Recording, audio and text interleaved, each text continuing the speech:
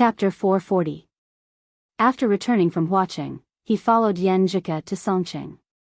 As she packed up the things she needed to bring over, and as she met more and more with Gu Shuang, Song Li, and Xing Jingjing, the matter that Lu Qing subconsciously didn't want to think about became clearer and clearer. It became harder and harder to ignore. Unknowingly, there was a heavy feeling between the two of them. Even if they had countermeasures and were full of confidence, unknown encounters and foreign relationships still made them feel a little fearful and uncertain. Moreover, one of them was only 20 years old and the other was 19 years old. In this mood, Lu Qing and Yan Zhika especially missed the time they had now. They took every opportunity to spend time together, greedily seeking each other, and used the pleasure of the body to relieve the depression of the heart. Lu Jisheng and Qi Fang were happy to see them meet and spend time alone, while Yan Kai and Ji Mingyu turned a blind eye and didn't say anything.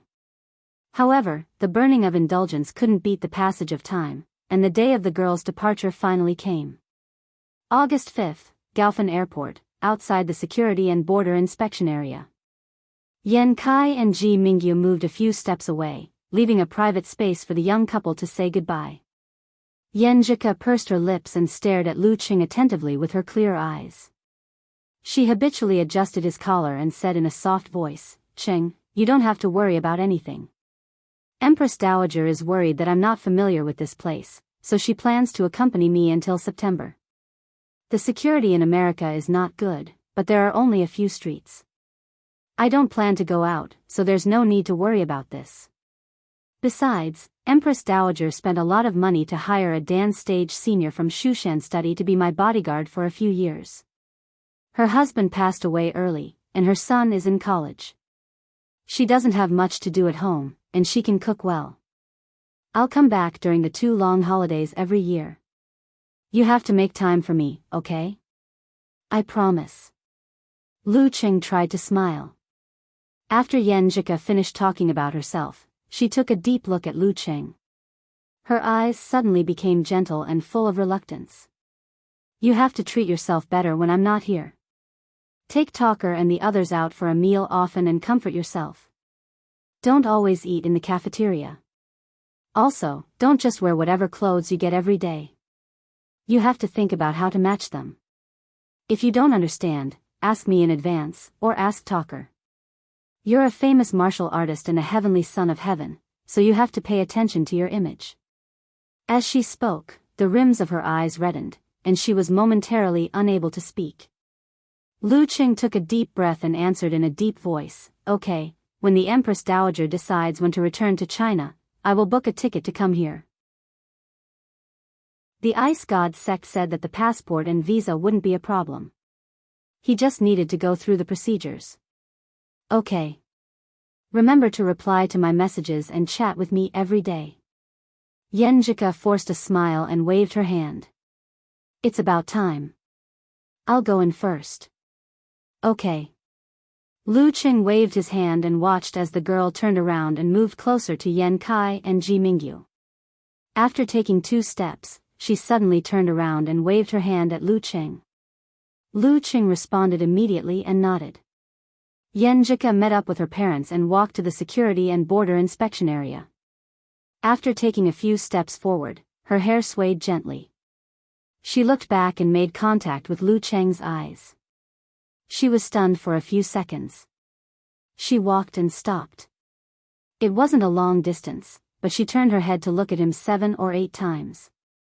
After gazing at him again, she squeezed out a smile and waved her hand again. She mouthed, "See you in September." She turned around, looked back, and stepped forward. She, Yan Kai and Ji Mingyu turned to the right. The figure in a chiffon shirt, jeans, and white shoes slowly disappeared from Lu Cheng's sight, inch by inch. Seeing this scene, Lu Cheng's heart surged with uncontrollable and indescribable emotions. Without thinking, he strode forward a few steps, just in time to see the slender and beautiful figure walking out of his line of sight. He opened his mouth and wanted to shout something, but in the end, he didn't say anything. He felt lost. His little fairy had completely walked out of his sight. Behind her parents, Yan Zhika dragged a small suitcase and moved forward. She subconsciously looked back again, trying to find the familiar and affectionate figure. However, as far as her eyes could see, there were only strange faces. Her heart suddenly felt empty, and her mind was blank. She suddenly turned around and ran back a few steps with her suitcase in hand. She was in a hurry to find something. Ku. Yen Kai's voice came into her ears and made her stop. She reluctantly looked at the invisible entrance, bit her lip, and returned to her parents' side with a pitiful look in her eyes. Yen Kai and Ji Mingyu looked at each other and sighed quietly. They didn't say anything. After the security check, Yen Jika became silent on the way to the departure lounge of the first-class cabin. As she walked, she habitually reached out to the side, trying to pull or hold something. When she held it, she didn't feel the expected strength. Instead, she felt the same slender and cold as herself. She turned her head in surprise and saw that she was holding Empress Dowager's hand. She tried to hide something. She wanted to take advantage of the situation and put her other hand on Empress Dowager's hand. However, the weight in her hand clearly told her that there was a suitcase there. Yen Jika was stunned. Her eyes suddenly became misty and quickly turned red. She turned her head and looked to the side. Ji Mingyu was experienced and keenly noticed the change in her daughter's mood. She put down the suitcase, held her hand, and patted it with a smile. I should have asked Lu to send you to America. Do you dislike Mom and Dad? Of course not. Yen Jika tightly restrained and wrapped all her emotions in her heart, not letting them leak out too much. Just like in the past, she stubbornly refused to cry because of sadness. Yen Kai carried a backpack and dragged 2 small suitcases.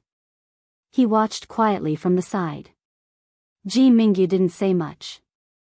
She pulled the suitcase again and entered the departure lounge of the first-class cabin with her husband and daughter. She poured a glass of juice and put it in front of Yen Jika. She sat down with a smile. I heard that sweetness can soothe the emotions.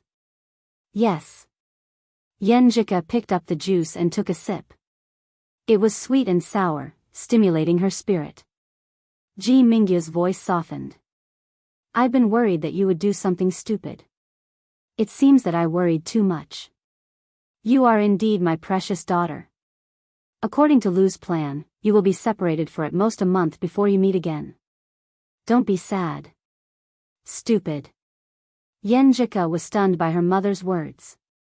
A bitter smile appeared on her face. I really did do something stupid. I've never thought about having a child. I'm not ready to be a mother yet. I'm just trying to grasp the illusory probability and throw the decision to God for the sake of the crazy idea that I can't bear to part with Cheng. Now that I think about it, if I really did succeed, it would be unimaginable. I've been so stupid and crazy recently, but on the other hand, Cheng had done more than 1 or 2 stupid things for me. For example, when I hit on him at the entrance of the martial arts club, he was panting and nervous. For example, when we went paddling at Zhaoshan Lake in the dormitory, I jumped on the boat easily. He wanted to take the opportunity to hold my hand, but he froze there. It was silly and funny. For example, when he confessed to me on Valentine's Day, he was like an impulsive fool. For example, when we went on our first date, he wanted to hold my hand but was afraid of being rejected, so he was stiff and nervous. When we finally held hands, he was so silly that he didn't look at where he was going. For example, when we kissed in the locker room and were interrupted by reporter Shu, he was so flustered and annoyed that he seemed to want to beat the person outside. For example, every time he couldn't help but want to be intimate with me, but he controlled his bottom line and always went to take a cold shower with a look of sadness and helplessness. Yen Jika's thoughts wandered as she recalled the embarrassing things that Lu Cheng had done for her. Her lips curled up a little bit, feeling both happy and happy. But as the memories went deeper, the curve of her smile slowly froze. Something seemed to be fermenting in her heart, and something was expanding. She was about to lose control of everything. For example, after we lost to Shanbei, Cheng suddenly had the idea of jumping off a building with me in his arms. Riding the wind, we hugged each other tightly. For example, he always led me to do bad things again and again. He climbed the wall and stayed out all night. For example, that night when he massaged my legs, his heart thumped and he couldn't help but kiss me inch by inch. For example, at the critical moment, he said, "Coo," with anticipation and anxiety. His ecstasy and excitement when he got permission, and he still wanted to protect me under such circumstances. For example, his cute awkwardness when he was inexplicably jealous of the Dragon King. The scenes of the past 2 years reappeared one after another. Every bit of beauty and emotion in the pursuit and love was never forgotten. Like bubbles, they popped up and filled Yenjika's heart and mind. Her vision gradually blurred, and she felt that her habitual suppression and restraint were about to break free. "Coo, are you crying?" Ji Mingyu looked at her daughter in surprise. Yenjika wiped her eyes and forced a smile. "Of course not, Mom. You know that the more sad I am, the less likely I am to cry." She lowered her head and picked up the phone. She couldn't help but ask Lu Qing, "Qing, what are you doing now?" Lu Qing stood at a high place outside the airport. He replied with a half smile and half sigh, "I'm looking for a place where I can see the flights taking off and landing, looking for a place where I can see the flights taking off and landing." Yenjika repeated in her mind. She felt that everything in her heart was suddenly out of control. She only felt that the memories of her youth, charm, touching, and warmth were inexplicably pulled away and were about to disappear. Her vision was completely blurred. Suddenly, she felt something rolling on her face and sliding across her lips. It was salty. "Coo." Ji Mingyu and Yen Kai looked at their daughter, who suddenly burst into tears and stood there in a daze. Yenjika couldn't control her tears anymore. She grabbed the phone and stood up. Choking with sobs, she said, "Mom, Dad, I'm going to make a call." She rushed to a corner and dialed Lu Cheng's number in a panic. "Hello, Cheng." The girl shouted with a slightly trembling voice. Drops of tears streaked across her fair cheeks and kept falling down. "Coo, what's wrong?" Lu Cheng asked nervously and concernedly. Yenjika's vision was blurred. She said while crying, "Cheng, I don't think I've ever said that to you." She sniffed and shouted emotionally in a low voice, "Cheng, yes?" Lu Cheng's eyes were inexplicably wet. Yenjika calmed down and tears filled her eyes. She said, "Cheng, I love you." An hour later, Lu Cheng checked his phone and confirmed that the flight was about to take off. He then raised his head and stared blankly at the airport. He saw a large passenger plane, slowly soaring into the sky and disappearing before his eyes. Seeing this, he only felt that his heart was empty. It was like the moon missing a corner and the sea at low tide. He couldn't make up for it no matter how hard he tried. He withdrew his gaze and walked down aimlessly. Suddenly, his phone rang. It was a call from Geyser. "Hello, Master." Lu Cheng answered calmly. Geyser laughed and said, "Little Yen, have you taken off? Previously, it wasn't easy for me to order you around, you brat. There are clues about the origin of the Do word incantation wine pot. The military originally wanted to investigate it themselves, but this old man thought about it and decided to throw it to you to temper your overall ability." Chapter 441. The fighting formula wine pot came from Li Wanquan, the boss of Li family's silver ornaments in Jingyun ancient city. Follow this lead, the mission in Linbian has become more dangerous. After confirmation, the sect has increased your reward to 150,000 yuan.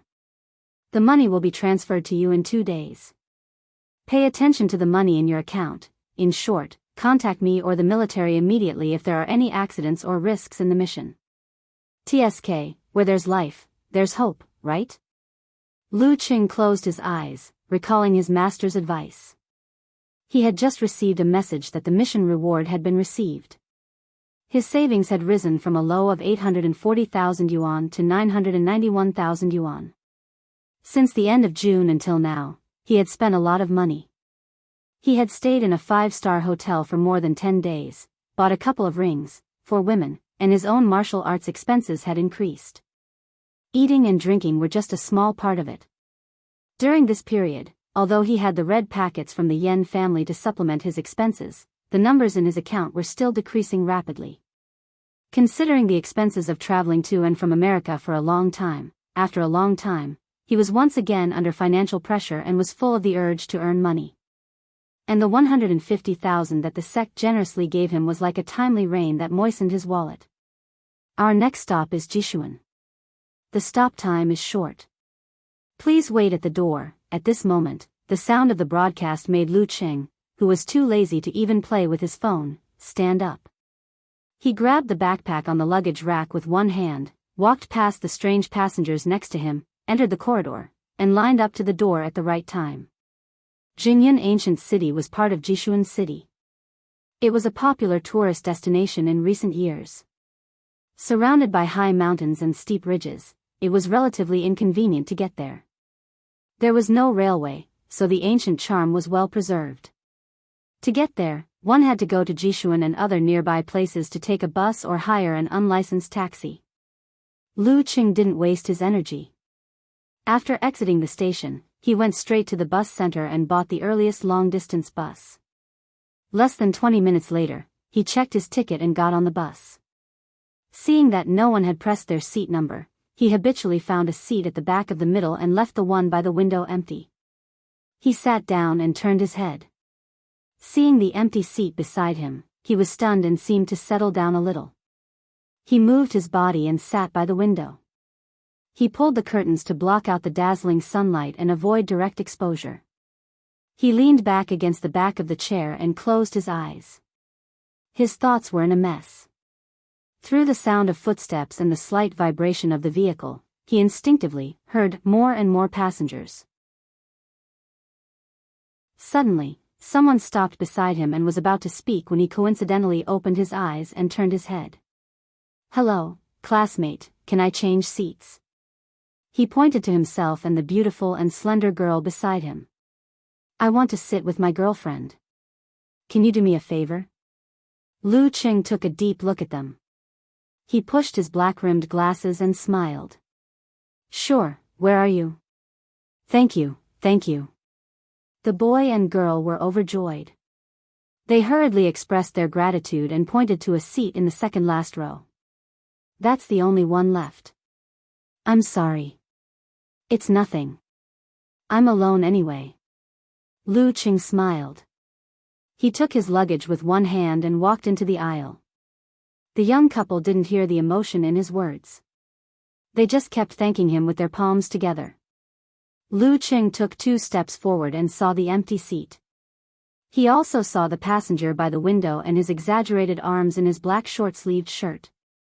No wonder the young couple looked for me instead of him to change seats. Lu Qing subconsciously understood. At this moment, the girl behind the man in the black t-shirt slipped. The mineral water bottle that she had just unscrewed shook and splashed forward. Since the last row was higher than the front row, the splash went straight for the neck and the back of the head of the man in the black t-shirt. However, the moment the girl slipped, the man in the black t-shirt moved to the side and coincidentally avoided the splash. The splash only drenched the spot where he was originally sitting. I'm sorry. The girl in the t-shirt, shorts, and sandals held the bottle firmly and stood up to apologize in panic and fear. The man in the black t-shirt's arms could be her thighs. Looking at the girl's pretty face and figure, the man in the black t-shirt smiled generously and said, "It's nothing. Can you give me a tissue to wipe it?" Sure. The girl took out a stack of paper towels from her bag and handed it to him. Lu Qing quietly watched this episode that no one else paid attention to. He nodded thoughtfully. Absolute reaction and restrained chi and blood. This is a Dan stage fighter. As for what rank he is, it's hard to tell from his appearance. After wiping his seat, the man in the black t-shirt took the opportunity to start a conversation. He twisted his body and chatted with the girl and her companion about Jingyan Ancient City. It was obvious that he had been to many places and was quite knowledgeable. The 2 girls listened with great interest and occasionally giggled. During this process, Lu Qing put his backpack on the luggage rack and sat beside the man in the black t-shirt unhurriedly, which attracted a seemingly casual and habitual glance from the man in the black t-shirt. The man in the black t-shirt saw that Lu Cheng was about 1.76 meters tall and wore a pair of nerdy black-rimmed glasses. He wasn't particularly strong, but his face was well-defined. The man in the black t-shirt withdrew his gaze and continued to chat with the two girls in the back row. Lu Cheng also took the opportunity to look at him. He found that the man's skin was quite dark, and the corners of his eyes and mouth showed signs of hardships. His eyebrows were short and thick, which left a deep impression. Lu Cheng didn't look at him anymore. He closed his eyes again and lay back to rest. Some doubts surfaced in his mind. What a coincidence. There's also a Dan stage fighter going to Jingyun Ancient City. However, a Dan stage fighter is also a person who knows how to travel. There's nothing strange about going to Jingyun Ancient City. 50 minutes later, the bus arrived at the entrance of Jingyun Ancient City under the scorching sun as the two girls became more familiar with each other and Lu Cheng looked at his phone from time to time. 2 sections of the old city wall were left here, which had a lot of local characteristics. After getting off the bus, Lu Cheng found a spot and took out his phone to take a few photos from different angles. Just as he was about to switch the page and send the photos, the two girls in the back row approached him and said with a pleading smile, handsome, can you take a photo for us? Take a photo of the 2 of us first, then the 3 of us. Among them, the girl in the ankle-length cotton skirt pointed at the man in the black t-shirt. Okay. Lu Cheng smiled calmly and agreed. This was a piece of cake for him. He took the digital camera from the girl in shorts and sandals and studied it for a while. Then he took 2 steps back and waited for them to pose. Thank you. The 2 girls shouted in unison. They took back the digital camera and lowered their heads to admire the previous photos. They also called the man in the black t-shirt over. Lu Cheng didn't stop. He walked to the entrance of the ancient city and sent the photos he just took to Yenjika. We've arrived at Jingyun. The environment is not bad. Then he sent a sneering emoji and said, someone just asked me to take a photo for them. That's so arrogant. They're digging their own graves. Do you think my photos are good enough? After sending the message, he searched for the location of the Li family's silver ornaments. He walked straight and turned left at the 3rd intersection. He saw the vintage signboard. Lu Cheng didn't enter the store immediately. Instead, he looked around and entered the tea bar opposite. He ordered a cup of yuanyang tea with ice and sat by the door. He pretended to be casually observing the Li family's silver ornaments. You may know a person for a long time but not his heart. No matter what he asked from Li Wanquan, who he hadn't met yet, he didn't dare to fully believe that he was telling the truth. He didn't hide anything or take advantage of the situation to smuggle goods. And under the premise that Li Wanquan hadn't committed a crime, he had a bottom line in his heart. He wouldn't use the army formula to scare the innocent and break their spirits. He had to ask more, prepare more, and do more homework. After a while, Lu Cheng took a sip of ice and picked up his phone. He unlocked the screen to see if there was a reply and what it was. The screen lit up. The only thing in the dialog box was the photo and the message he had just sent. There was nothing else. Lu Cheng was silent for a moment. Then he remembered the time difference and felt an inexplicable emptiness in his heart. He shook his head and laughed at himself. After about 10 minutes, the 2 girls in the back row walked over. The man in the black t-shirt was no longer with them. Lu Cheng habitually checked his phone again. Then he slowly got up and went to the cashier to pay the bill. He lowered his voice and asked, I think the silver ornament store opposite is pretty good. What do you think of the boss? The cashier glanced at him warily. Seeing his sincere attitude, she answered vaguely, he's pretty stingy and shameless. Her voice got softer and softer. If it weren't for Lu Cheng's excellent hearing, he wouldn't have heard the last 2 words. So, he asked around. Half of the people didn't answer, and the other half kindly reminded him. He had a rough idea of Li Wanquan's appearance in his mind. Then, he walked into the silver jewelry shop and saw the shop owner who was around 50 years old with bright triangular eyes. What do you want to buy? Li Wanquan asked lazily when he saw Lu Qing walking towards him, ignoring the shop assistant. Lu Qing smiled and took out his phone. He clicked on the photo of the flagon with the Do character on it and put it in front of Li Wanquan. I heard this is from your store. Yeah. Li Wanquan perked up. His eyes lit up. You want to buy it? There's more. More? Lu Qing asked in surprise. Li Wanquan didn't answer. He trotted to another counter and pulled out a small box. Inside were several purple gold flagons with the word Do engraved on them. Not this one. No, I don't have that feeling.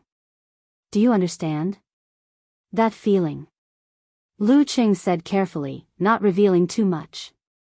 Li Wanquan's face darkened. That's my dad's work. This is mine. Is your dad still working on it? Lu Qing asked. He passed away 10 years ago. He only made 3 flagons like this. I was tricked by someone for a few dozen yuan and couldn't get a good price. Li Wanquan curled his lips. 3. Lu Cheng's heart skipped a beat as he asked in astonishment. It's not just the one in my master's hands. Doesn't that mean others can buy it too? That means the news could leak at any time? Li Wanquan chuckled when he heard his question. Do you still want to ask my father how he made this wine pot? Lu Qing stared at him with narrowed eyes. He didn't answer. You foreigners are so dishonest. 2 groups of people came to ask about it a while ago. Li Wanquan didn't stop until he was shocked. He even made a gesture of counting money with his hand.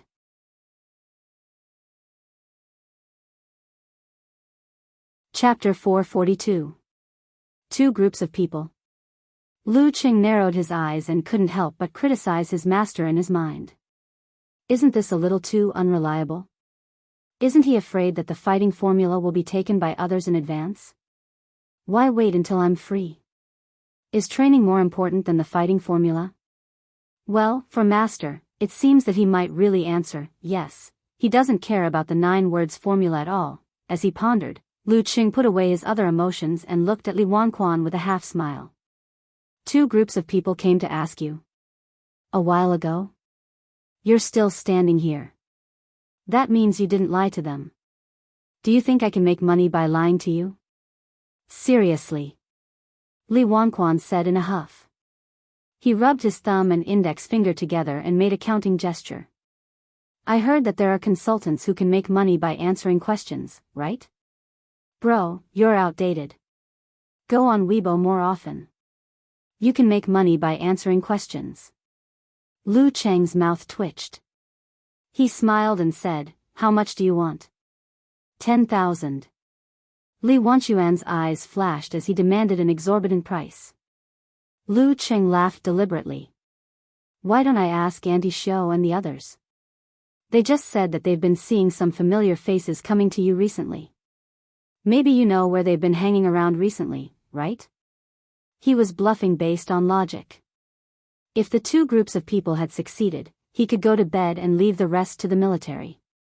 If they hadn't succeeded yet and ran into problems that required more information, it was very likely that they would come to Li Wanquan again and become the familiar face of a foreigner. It was impossible to tell whether or not the person was lying through their expressions or movements through the phone. Li Wanquan's eyes flickered. He forced a smile and said, what do they know? How about this? Since you're so sincere, I won't ask for much. Just a few hundred will do. Sure. Lu Qing looked at the counter and pointed at a silver amulet with delicate patterns. 800. Add this. Okay. Li Wanquan took out the amulet swiftly. Here you go. Damn it, do you have to be so proactive? I still feel like I'm being cheated. Lu Qing took the amulet, took out his wallet, and counted the cash. He didn't plan to pay with his mobile phone because he didn't want to leave any information. Taking the 8 red notes, Li Wanquan beamed and said, go to 15 Wanha Street and find old Nanny Chiu. When my mother was still alive, my father was with her. During that time, he was often away from home. When he came back, he would give my mother the wine pot he made. Yes, the one you want. Old Granny Chiu, number 15, Wanha Street. Lu Qing memorized the name and continued, what kind of person is she? Li Wanquan lowered his voice and said, she was very mysterious. She didn't go out for a few days. But she was really handsome when she was young. Li Wanquan said in a low voice, she had a lot of lovers. They all trembled at the mention of her name. My father was the same. Lu Qing listened without saying anything. When he was out of the door, he found a resident of Jingyun ancient city who was willing to answer his questions. He indirectly verified Li Wanquan's words. Carrying his luggage, he glanced at his phone and started walking toward Wanha Street according to the map. This was a relatively quiet alley, and the buildings were well preserved in their appearance from more than 100 years ago. Without looking at the wires in the air and the air conditioner hanging on the wall, Lu Qing really felt like he was back in ancient times, wandering in the martial arts world. As he approached courtyard number 15, Lu Qing felt goosebumps all over his body. He sensed several gazes from the dark. He didn't stop and kept walking. He passed by old Nanny Chiu's house and looked around leisurely, like a tourist passing by. When the scrutinizing eyes moved away from him, the door of courtyard number 15 opened with a creak. Lu Qing turned his head and saw the strong man in a black t-shirt walking out of the courtyard. His face was gloomy. He looked into the dark and said in a low voice, she's gone. Before he could finish his words, he suddenly grinned and laughed louder and louder. Ha, ha, ha, the uncontrollable laughter echoed in the alley, which formed a strange contrast with the quiet atmosphere. Lu Qing didn't hide his surprise and perfectly played the role of a bystander. He even picked up his phone to take a video of the man in the black t-shirt who had lost his composure. Several vigorous men and women ran out of the dark and surrounded the man in the black t-shirt, blocking the view of the bystander. Dozens of seconds later, the man in the black t-shirt calmed down and gasped for breath. One of the men and women walked toward Lu Qing, deliberately shaking his muscles, trying to drive him away. Lu Qing shook his head slightly and didn't stay. He turned around and left. Old Nanny Chiu is really weird. Now it seems that she has gone missing. How can I find her? Thoughts flashed through Lu Qing's mind one after another. He vaguely understood why his master wanted to use this incident to train him. A martial artist couldn't spend his life in the ring. The ability to deal with complicated things without relying on martial arts was very important. After that, Lu Qing didn't go to 15 Wanha Street anymore. Like a serious tourist, he wandered around Jingyun ancient city. He took a lot of photos, ate a lot of local specialties, and inquired about many things. During this time, he met the two girls in the back row again, but didn't see the man in the black t-shirt again. At around 8:00 in the evening, he was lying on the bed with his phone in hand, browsing the local news. Finally, a special reminder sounded. Yenjika sent a stretching emoji and said, finally got over the jet lag. I was sleepy before, but today I'm full of energy. Then she covered her mouth and laughed. Did they take a new picture of you after they asked you to? Beep, beep, beep. She replied to Lu Qing's previous messages one by one, typing fast. I didn't pay attention. I guess it was. Lu Qing began to talk about what he had seen today in high spirits. Once Yenjika was free, she would respond with interest. Before she went out, she sent a selfie and asked, proudly, Qing, what do you think of my outfit? She wore a pair of black-rimmed plain glasses, which covered half of her beautiful face. Her hair was tied into an ordinary hairstyle, and she was wearing a simple t-shirt and jeans. You don't have to be so old-fashioned, right? Lu Qing replied with a smile. Yenjika replied with a clenched fist emoji, of course. I refuse to be harassed, concentrate on my studies, work hard, graduate early, and find my Qing. Pfft, I'm afraid you'll feel depressed. Lu Qing was touched and happy to persuade her. No, studying makes me happy. Yenjika replied with an emoji of adjusting her sunglasses. They chatted intermittently until Lu Qing went to bed. The next morning, He got up half an hour early to say goodnight to Yenjika, put on his dark martial arts suit, and ran to old Nanny Chio's house at number 15 Wanha Street. Based on his observation yesterday, he didn't go to the front door but to the side. He put his palm on the wall and jumped into the nearby yard in the dim night. He landed silently. After jumping over another wall, Lu Qing sneaked into old Nanny Chio's house, trying to find some clues. After what happened yesterday, there shouldn't be any danger here. With both feet on the ground, Lu Qing quickly scanned the scene in the yard with the help of the dim light in the dark. He saw that there were a lot of old broken bottles and jars. Some were filled with water, some were planted with flowers, some were planted with vegetables, and some were full of disgusting filth. The ground wasn't smoothed with cement. After a heavy rain in the middle of the night, it was muddy and there were 2 puddles.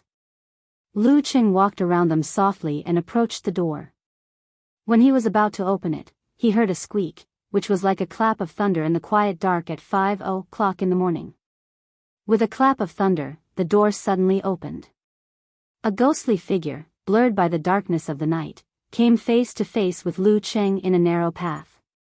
There was another martial artist who chose to explore this place in the early hours of the next day, just before sunrise, just like Lu Qing.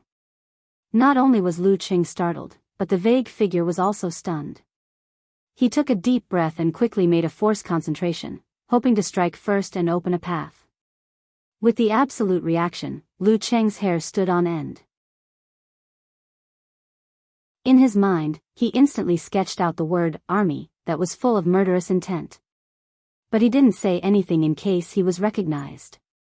He just mixed this feeling with his own spirit and released it as a terrifying momentum. The black figure, whose right arm swelled and was about to punch, suddenly shivered and slowed down.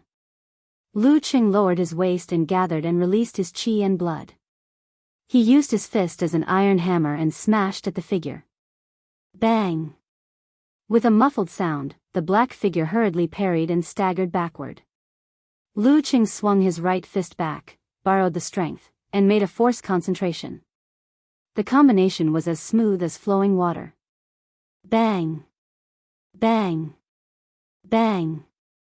He punched and kicked 3 times in a row, sending his opponent flying backward. Lu Qing didn't stop.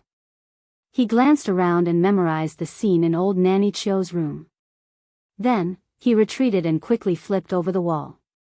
In less than 10 seconds, he was back on the route of his morning exercise. In the room, the black figure knocked over old Nanny Chio's table. He was desperate and wanted to make a last struggle. But when he rolled away and stood up, he saw that the door was empty. It was dark and quiet. There was no enemy. The previous storm of attacks was like a dream. The black figure was stunned. He took a deep breath and didn't dare to stay any longer. He rushed out of the room and escaped from old Nanny Chio's house before others came. He was vigilant all the way, looking back from time to time. He took several detours before he entered the guest house. "Senior brother, how was it? Did you find anything?" His junior brother and sister, who were waiting for him, surrounded him. The black figure was a strong man in his late 20s. Hearing the question, he said anxiously, "Nothing, but I met a master." "A master?" His junior sister blurted out in surprise. "Yes." The black figure nodded solemnly, as if he had returned to the past. As soon as he opened the door, he saw a figure standing silently outside. His back was shimmering, and his face was completely blurred, as if he had completely blended into the darkness. Before he made a move, he felt like he was trapped in a desperate situation. His body and mind trembled, and he almost couldn't resist. But the opponent's next attack was like a stormy sea, breaking his stance in 3 or 4 moves and making him feel like he was about to die. But under such circumstances, the opponent was gone, as if he had never been there. Thinking of this, the black figure realized that his back was covered in cold sweat, soaking his clothes. "Quick, report to the sect and ask them to send a master," he said hurriedly. His junior brother frowned. "We haven't found old Nanny Chio yet. Isn't it too early to ask the elders for help?" "No, it'll be too late if we wait until we find old Nanny Chio." the black figure said resolutely.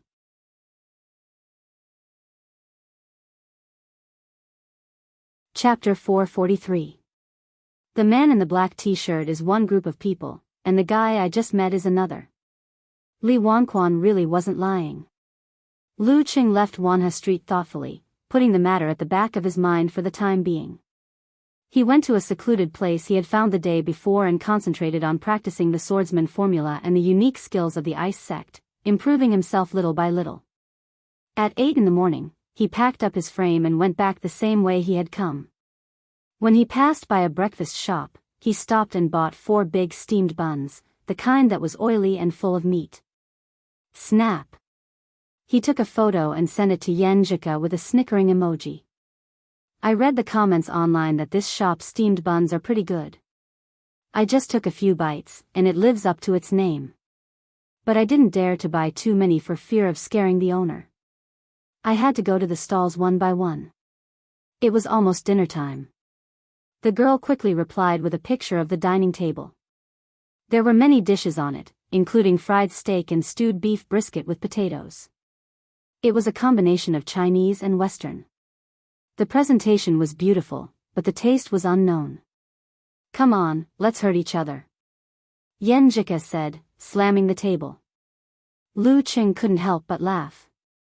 His mood improved and his appetite increased. He ate 7 breakfasts in a row and returned to the inn-style hotel in satisfaction.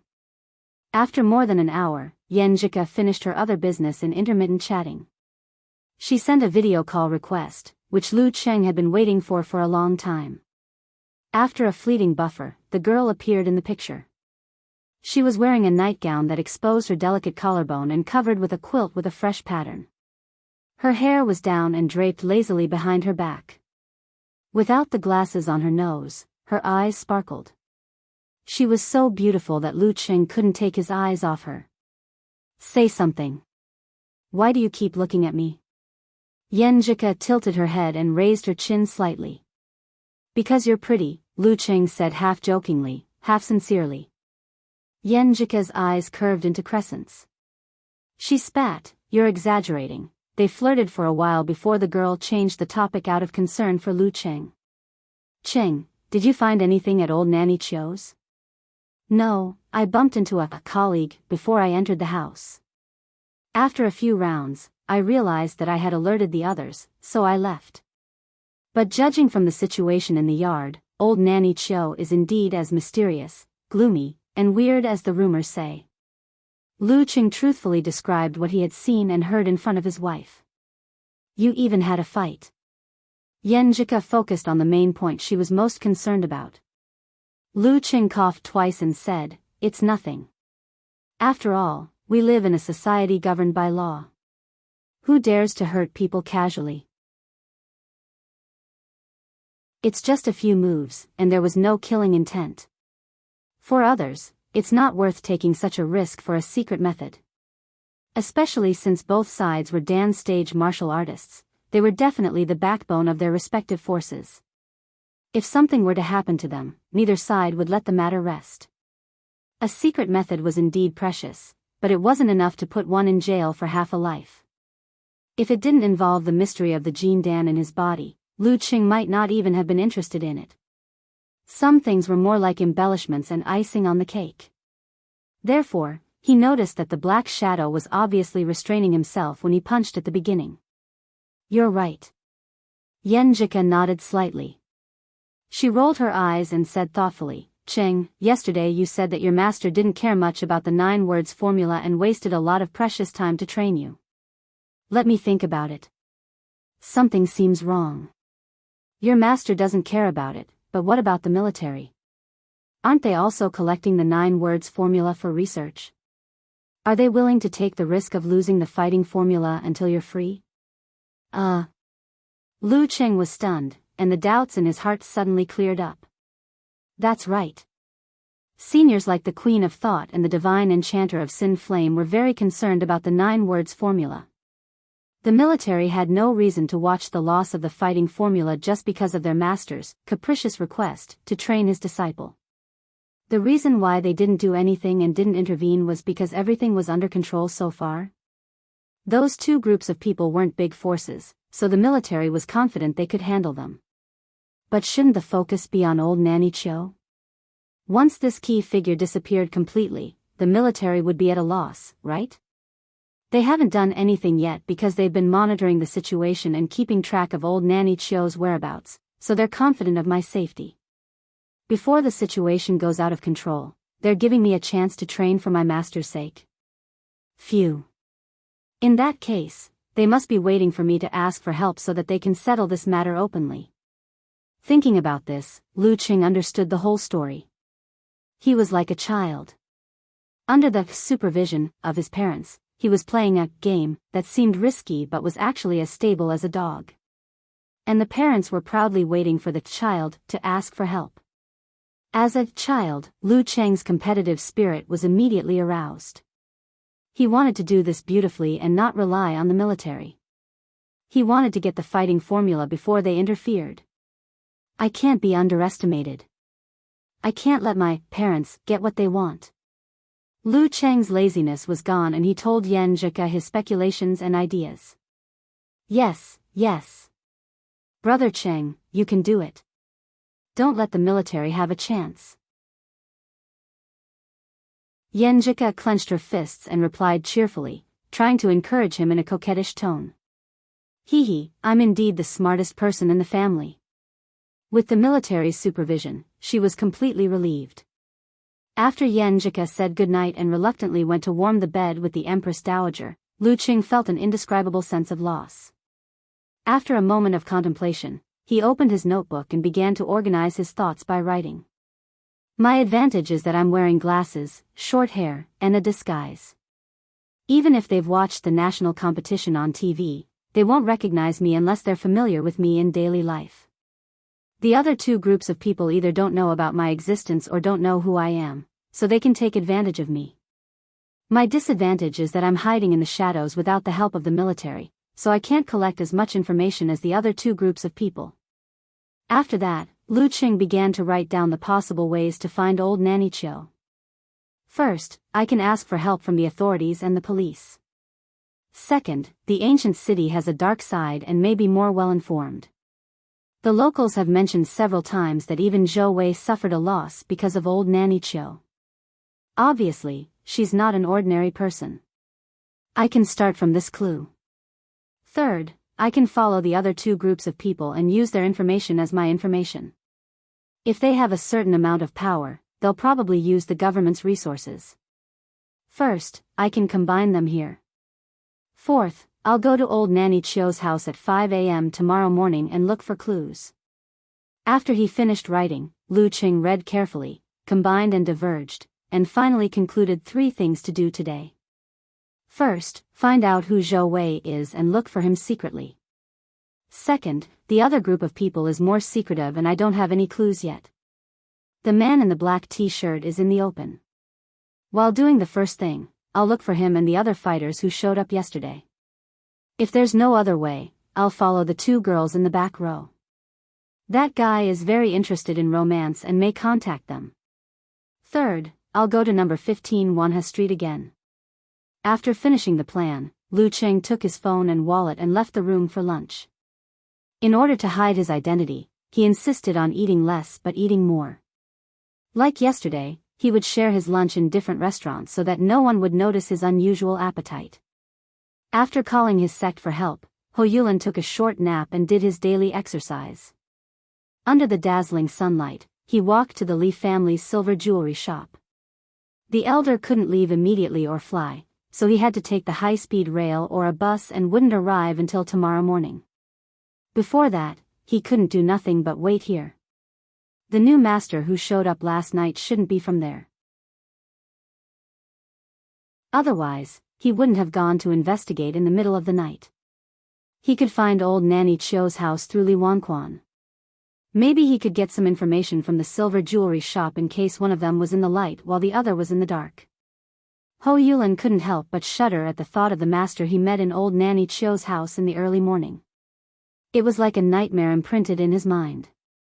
Every time he recalled it, he would break out in a cold sweat. What a formidable master! I should avoid him as much as possible after getting some information.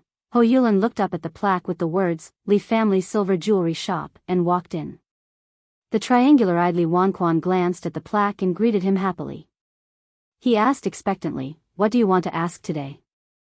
These foreigners, if they are not good at anything else, they are very generous. Ho Yulin took out his wallet, counted a stack of money, and handed it to him.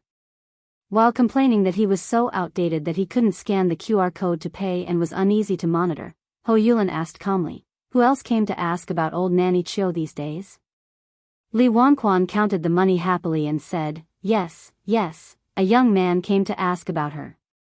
He was about 23 or 24 years old, wearing a white shirt, jeans, and a pair of big black-rimmed glasses. He had a kind smile, a young man about 23 or 24 years old. He showed such formidable strength last night. Which force did he belong to? Ho Yulin pondered and asked a few more questions. Then he turned and left the silver jewelry shop.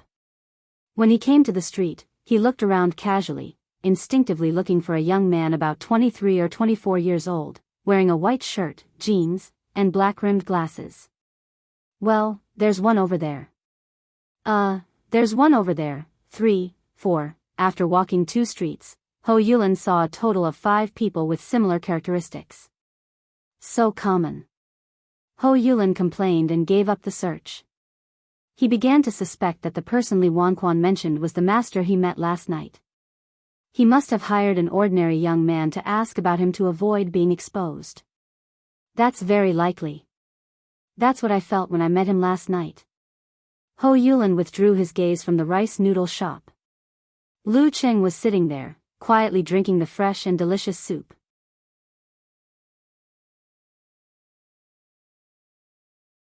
Chapter 444.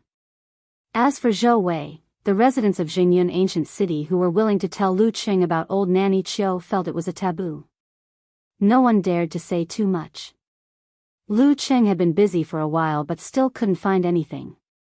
As for the man in the black t-shirt and the martial artists who were monitoring 15 Wanha Street, they seemed to have hidden themselves or were waiting for something. In such a large ancient city, it was not easy to meet them. Lu Cheng had no choice but to target the 2 girls in the back row. He had met them several times yesterday and knew which inn they were staying in. After waiting for a while, he finally saw 2 familiar figures around 4 or 5 in the afternoon. One of them was beautiful with a slender figure, and the other was ordinary with an artistic look. After a short rest, they set off again. Lu Cheng followed them from a distance with his mobile phone. If they looked back, he pretended to be wandering around and taking photos. The 2 girls walked and stopped, laughing, looking at local specialties and listening to local musical instruments. They didn't look like they were looking for dinner. Instead, they seemed to be following fate. After following them for more than half an hour, Lu Cheng was a little impatient. He walked to the front and met them by chance. Then he got closer and eavesdropped on their conversation. Cici, look, it's him again. The artistic girl pointed at Lu Cheng. The pretty girl frowned her thin eyebrows and said, it's true. He seems to be following us all the time. He must be attracted by your beauty but doesn't dare to talk to you. I saw him several times yesterday. The artistic girl gossiped. But our Cici won't like such a boring, timid, and unhandsome otaku. Cici bit her lower lip and said with fear, Shen, don't say that. It's so scary. What if he's a bad guy or a pervert? It was like running into a stalker. You're right. Shen also felt a bit uneasy. It's daytime and there are so many people here. I don't think he'll do anything. I think he just admires you and doesn't have the guts to talk to you. He just wants to look at you. Lu Cheng's mouth twitched. He didn't expect that his stalking would be discovered so soon, and that he would be regarded as a stalker. Hey, I don't look like a pervert. No, that's not the main point. Are my tracking skills that bad? The answer is very definite. I don't have any tracking skills at all. He had never followed anyone before, so he didn't know what to avoid and what to pay attention to. Lu Cheng almost covered his face and sighed. He hurriedly unlocked his phone and sent a message to his wife while following Cici and Shen. He described what had happened just now and expressed his grievances. Then he clicked open the browser app, entered the search page, and hurriedly typed a few words. Tailing skills, bah, it's more like a tracking technique. They waited for Brother Huang to suddenly appear, grab the stalker behind them, drag him into the alley, and teach him a good lesson. If they didn't do this on the street, it would be easy to attract onlookers, and it would be easy for the stalker to bite them back. Lu Qing decided to go ahead and stop following them. However, as soon as he moved, he felt that he was being stared at. Unexpectedly, the man in the black t-shirt appeared in front of him and ran towards him. Lu Cheng's heart skipped a beat. Instead of dodging, he allowed the other party to approach him. The other party stretched out his arm in an exaggerated manner and grabbed Lu Cheng's shoulder tightly. Lu Cheng smiled ominously. Let's go there and have a chat. Lu Cheng sighed. His stalking plan was ruined. He pretended to be trembling and didn't dare to resist. He was dragged to a quiet alley nearby. Yes. Cici and Shen blurted out in unison. Brother Huang is really awesome. That stalker is like a child compared to him. They turned around and walked into the alley. They wanted to see what was going on but didn't dare to. In the alley, Brother Huang, the man in the black t-shirt, let go of Lu Cheng and cracked his knuckles. He put on a ferocious smile and said, "Brat, you're really something. How dare you follow a girl? If I don't teach you a lesson, you won't know that I have 3 eyes." At this moment, he saw the man wearing black-rimmed glasses raise his hands and form a hand seal. He suddenly opened his mouth and said, "Army." This. Huang Zihua's mind buzzed, and he felt as if his entire body was covered by layers upon layers of the ferocious aura of the battlefield, and he had fallen into a state of being suppressed by ghosts. He clearly knew that something was wrong, yet no matter how he struggled, he couldn't wake up. At this moment, Lu Qing connected them tightly and calmly visualized the frozen river. He adjusted the waves created by his muscles, fascia, and internal organs, and then quickly switched to the scene of thunderclouds shaking. Bang! He punched out. Severe warning. Huang Zihua, the man in the black t-shirt, had just broken free from the army formula when his vision turned black and he suddenly lost consciousness.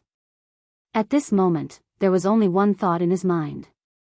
I've been in Jianghu for so many years and I've survived all kinds of hardships. Now I'm doomed, thump. Lu Qing raised his hand and hit Huang Zihua again. Huang Zihua's mind and body were frozen at the same time, so he passed out completely. In broad daylight and at such a close distance, as long as he resisted, his opponent would be able to figure out who he was. Therefore, he didn't need to hide anything. Glancing at the entrance of the alley, Lu Qing squatted down and found the man's phone. He tried one by one with the man's fingerprint and finally unlocked it. After checking the man's WeChat chat history, Lu Qing roughly figured out the current situation. The man's name was Huang Zihua. He was the backbone of a sect called Jingfa School, which had some connections with Daxing Temple. Old Nanny Chio's disappearance that day was very strange. The surveillance didn't notice anything, and the police found nothing either. They had to use all kinds of resources to inquire about the situation from old Nanny Chio's former lover, but so far, the results were not very good. It seems that I haven't fallen behind. Lu Qing put the phone back into Huang Zihua's pocket and pinched his philtrum to wake him up. After that, Lu Qing didn't go back the way he came. Instead, he went out of the alley and merged into the crowd. Outside the alley, Cici and Shen waited for a while and then walked in curiously. After a few steps, they suddenly saw the strong man in the black t-shirt lying against the wall with his eyes closed. He was unconscious. They were stunned. Their pupils contracted and they let out a short scream, unable to believe what they had seen. What happened just now? Why was Brother Huang, who was supposed to teach the stalker a lesson, taught a lesson? Why does this matter feel so strange? Disturbed by the scream, Huang Zihua woke up completely and opened his eyes. Seeing the familiar scene in the alley, he was relieved. He knew that the master he had just encountered didn't want to kill him. The army formula. A unique skill that can freeze the mind. Clues to the fighting formula. Very young. At this moment, one thought after another appeared in Huang Zihua's mind, strung together into a line, and finally fixed on the slightly stiff face from before. It's him? Huang Zihua was startled and stood up abruptly. Ignoring Cici and Ah Shen's confused and scared eyes, he took out his mobile phone and called the sect. Then he said solemnly, "Brother, I'm here. Lu Cheng is here."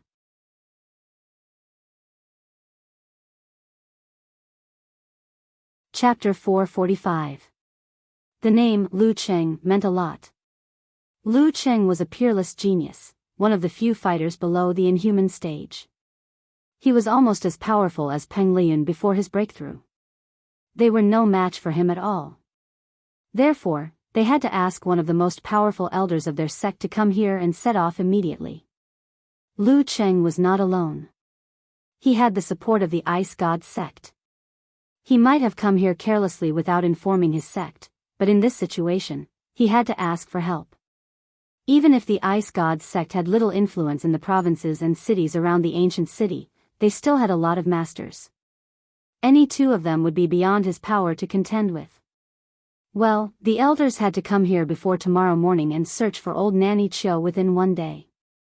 If they couldn't find her and get the clue of the fighting formula, they would leak this information to Daxing Temple and try to get something out of it. All kinds of thoughts flashed through the mind of Huang Zihua, the man in the black t-shirt. His tone and expression were solemn as he tried to get help from the other side of the phone. His words were concise and comprehensive, and he did not say much. Everything was contained in those two simple words. After hanging up the phone, Huang Zihua calmed himself down and glanced at Cici and Shen. He nodded reluctantly and said, "I've got something to do. I'll treat you to dinner later." The mysterious disappearance of old Nanny Chiu had put him under a lot of pressure. He didn't have the time to flirt with girls until he received Cici's message. He wanted to relax and clear his mind to see if he could get some inspiration. Now that a powerful figure was here and the situation had changed drastically, he didn't have the time to chat with girls. Okay. Cici and Shen looked at each other in confusion. They didn't know what was going on at the moment, so they answered in confusion. Then, Cici instinctively added worriedly, "Brother Huang, that stalker won't come again, right?" Huang Zihua gazed at her and said, Don't worry, his target is not you." Then he walked out of the alley and returned to the inn, leaving the two girls standing there in a daze. "Not me. The unconscious Brother Huang. The stalker didn't show up." Cici looked at Shen and suddenly had some guesses. "We seem to be involved in something serious. I'm afraid that the stalker is looking for Brother Huang." "I'm just a cover." After understanding this, Cici was both relieved and scared. She felt curious and inexplicably disappointed. At this moment, Shen frowned and murmured to herself, "Lu Cheng, this name sounds familiar." Now that his identity had been exposed, Lu Cheng knew that Huang Zihua would definitely ask for help. He wasn't willing to ask for help from his parents unless he was in a desperate situation. Therefore, he packed a lot of food and returned to the inn. While eating, he analyzed and pondered over the information he had received from Huang Zihua. He wanted to speed up his progress and try to be one step ahead of Huang Zihua. Through the authorities, they found the local tyrant, Zhou Wei, but they didn't get any useful information. They had sent people to keep an eye on Li Wanquan, hoping that old Nanny Chiu would walk into the trap. For this eccentric and mysterious woman, it was very likely that she would retaliate after being betrayed by Li Wanquan. Some of them were still keeping an eye on 15 Wanha Street, fearing that old Nanny Chiu might come home to fetch something. Lu Cheng didn't come up with any new discoveries after going through his mind. He just eliminated a lot of possibilities. Before he knew it, it was almost 8:30 in the evening. His cell phone rang with a special reminder. Yenjika sent a laughing emoji. Such a funny thing this early in the morning. "Hello, pervert Cheng. What can I do?" I'm also helpless. I don't know how to follow people. Lu Qing sent a crying emoji. It wasn't a good experience to be a pervert, except in front of Ku. What do the two girls look like? Yenjika sent a laughing emoji. They're so-so. I can recognize them if I see them, but I can't remember them if I don't see them. Lu Qing thought of something and answered with a little exaggeration. Yenjika sent a biting emoji. You're lying. If they're not pretty, why would Huang Zihua hit on them? After all, he's at the dance stage. Maybe it's because it's hard for me to go from luxury to frugality. Lu Qing saw that his little fairy had fallen into his trap and sent a laughing emoji. Yenjika paused for a moment before replying. I almost laughed out loud and spat out the milk. My mom looked at me strangely. Oh, by the way, have you found any clues? She was in a good mood and brought the topic back to the right track. Does it count as a clue if all the clues are gone? Lu Qing told his wife what he had concluded. Yes. Yenjika sent a contemplative emoji with her hands on her chin. According to mystery novels, we have to go back to the starting point and start again. Since we can't figure out how old Nanny Chio left the yard, we have to go back to the place where she disappeared and start again. So, I plan to go to old Nanny Chio's house at 3 in the morning to see if there are any clues left by others. They can't find it, but it doesn't mean I can't. Not many people below the level of physical invulnerability can master a unique skill like ice mirror. Lu Qing said tacitly. Hee, husband and wife think alike. Yenjika replied with a laughing emoji. The pleasant conversation became intermittent after Yenjika packed up and left the house. However, the intermittent conversation didn't last long because it was time for Lu Qing to sleep and recover his energy. After saying goodnight, he sighed and entered meditation. He fell into a deep sleep. At 3 in the morning, the alarm clock rang. Lu Qing woke up at once and became energetic again. After changing into his dark martial arts suit, he told Yenjika and himself, let's go. In the dead of night, the lights were lonely. Lu Qing walked in the dark and soon arrived at 15 Wanha Street. Relying on his keen senses and previous experience, he found 2 hidden posts. He waited patiently. When a drunkard passed by and attracted the attention of the hidden posts, he jumped over the wall like a big black bird and directly entered old Nanny Chio's yard. He landed silently and pounced forward like a civet cat. Lu Qing opened the door gently and entered the room, closing the door behind him. Under the starlight, he saw everything in the room, including many antique utensils, paintings, and decorations. It was said that old Nanny Chio didn't like calligraphy and paintings. Lu Qing was puzzled and checked them one by one, but still found no valuable clues. He looked carefully from the living room to the bedroom, from the bedroom to the kitchen, but found nothing. Lu Qing had no choice but to stop thinking and visualize the ice mirror.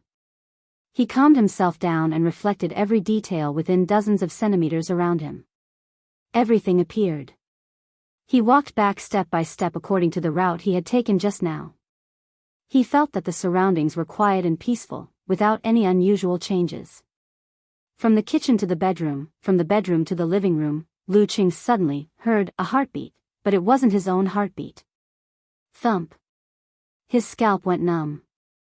He stopped and listened attentively, ready to attack with all his might. After a full minute, a second plop sounded from the bottom of his heart. Thump, thump, thump.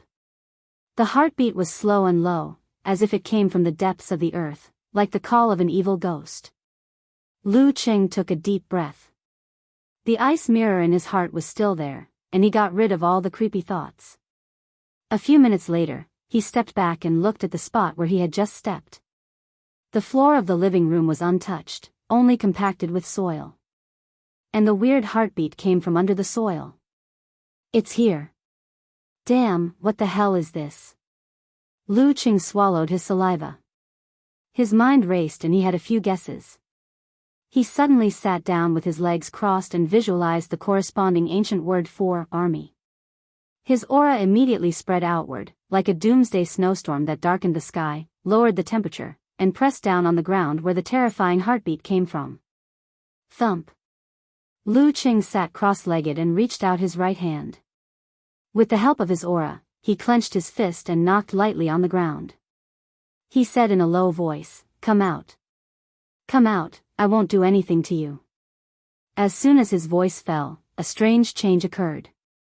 The ground seemed to be wriggling, and colorful little insects drilled out one after another. They rushed up along his fist that was touching the ground like a tide. They were so dense that it made people tremble both physically and mentally. Lu Qing shook his head. The surface of his fist was suddenly ignited with a violent red flame.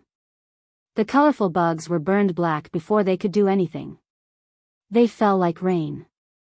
When there were only a dozen bugs left, they finally stopped flying like moths to the flame. A small, slightly wrinkled hand poked out of the compacted soil. It was not big and looked like a woman. In the strange scene, another hand, head, torso, and feet all crawled out of the ground, outlining an old woman in dark red clothes. Old Nanny Chiu. Lu Qing secretly exhaled, withdrew his aura, and asked with a smile. The old woman, with a straight face and a slightly trembling body, corrected him. Qiu Huazhen. Sure enough. Lu Qing looked her up and down and found that she didn't look old except for the white hair on her head. She was dignified and elegant, not at all strange and scary as the rumors said. Well, she used to be a beauty with many pursuers. Lu Qing nodded. Supernatural power? If old Nanny Chiu was strong, she wouldn't have to hide in this way. But she could hide in the soil and not come out for days like hibernation. It's hard for anyone below the level of physical invulnerability to do that, yes. Qiu Huazhen stared at him coldly. What do you want?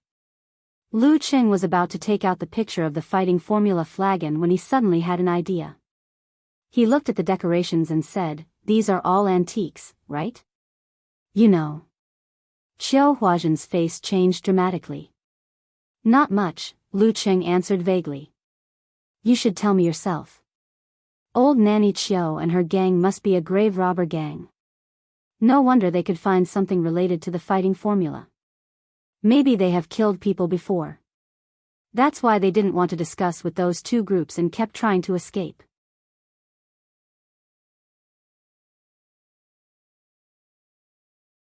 Chapter 446. Old Nanny Chiu's explanation was similar to Lu Cheng's conjecture. She had been able to hibernate like an animal when she was young and could barely manipulate the soil. Later, she joined a grave-robbing gang and learned some basic voodoo. She often didn't go out of the house for a few days because she had quietly left the ancient city. In the eyes of the neighbors, she became more and more mysterious and strange. Those who had lived with her for a period of time felt that she was even more strange. Sometimes, they felt a sense of horror and didn't dare to talk too much about her. The items related to the fighting formula were obtained during this process. Since most of them were damaged, the gang leader didn't value them much.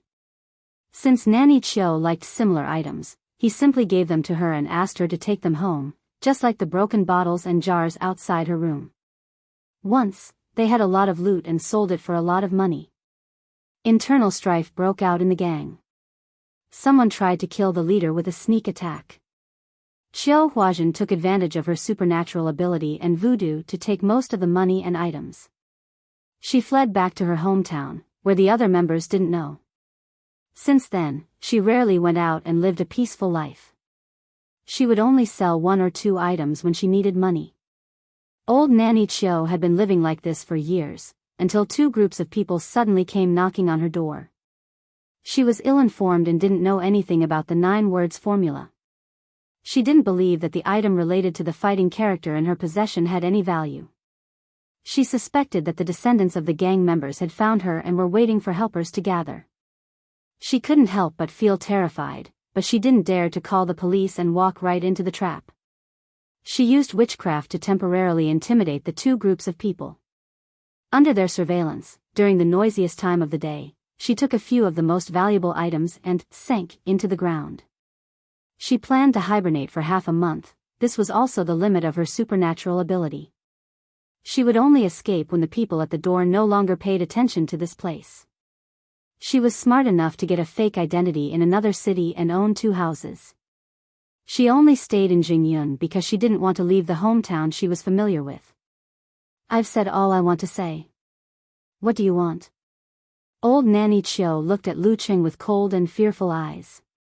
She wasn't very strong, but her witchcraft was mysterious and mysterious.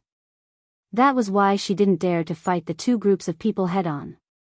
She had to think of a way to escape. Facing the powerful and terrifying martial artists in front of her, it was hard for her to have any thoughts of resistance. Lu Qing sighed to himself and smiled. Where's the jade pendant with the word "do" on it? Just for this? Old Nanny Chiu asked in surprise, her face full of confusion. Back then, that thing was just a piece of junk in the eyes of the leader. If it wasn't for its beauty, he wouldn't have wanted it. I'm just looking around. Lu Qing replied calmly. Old Nanny Chiu glanced at him suspiciously and took out a jade pendant from her pocket. The pendant had a unique pattern and a delicate design. In the center of the pendant, there was a word, "fighting," engraved on it, as if it was a work of God. The word, "fighting," meant that it would never admit defeat. Lu Qing lifted his eyelids slightly and sized up the jade pendant. Due to the passage of time, the Enrich had corroded it and damaged it severely. Even the charm of the fighting character was only left with a faint trace. To others, it was impossible to use it to practice any secret method. But to him, all he needed was a primer to induce the Jindan to resonate. That was enough. Keeping his expression unchanged, he squinted his eyes and signaled old Nanny Chiu to put the jade pendant close to him. He tried to comprehend the essence and charm of the fighting character. After 7 or 8 minutes, he managed to visualize a vague, fighting character with a very faint charm. He formed a seal with both hands, one in front of the other, and pointed to his dantian. He then opened his mouth and said in a low voice, "My name is Fighting." Fighting. With an illusory buzzing sound, Lu Qing felt the Jindan in his lower abdomen tremble under the influence of the fighting character in his mind. Ripples appeared one after another. The dazzling stars and scorching grand sun moved quickly and formed a fighting character that was powerful, domineering, terrifying, and full of explosive power. The charm of never lowering one's head to face everything was as real as it could be. Connected in reverse, the visualization diagram in Lu Cheng's mind changed rapidly and presented the correct form, leaving a deep impression on him. Fighting. Under old Nanny Chiu's astonished gaze, Lu Cheng opened his mouth again, his ancient voice echoing.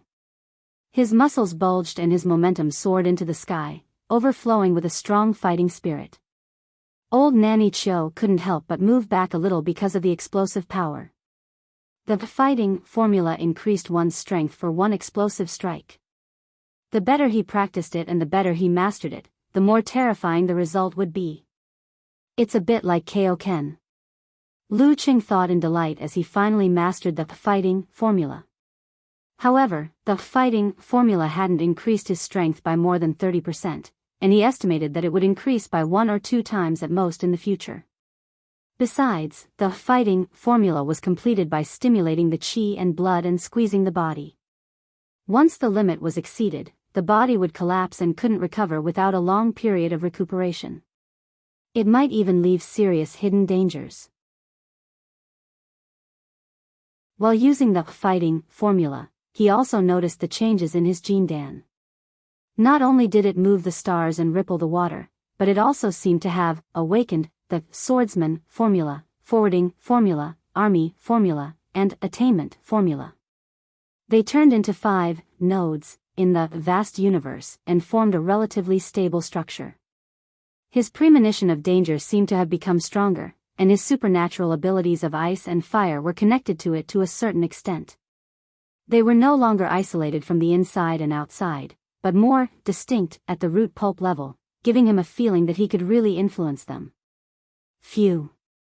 I'll be able to open the door to the inhuman stage and begin to transform after some time of consolidation? Lu Qing nodded thoughtfully. After Peng Lian recovered from his injury, he completed the transformation and received the certificate of 5th pin, officially stepping into the inhuman realm.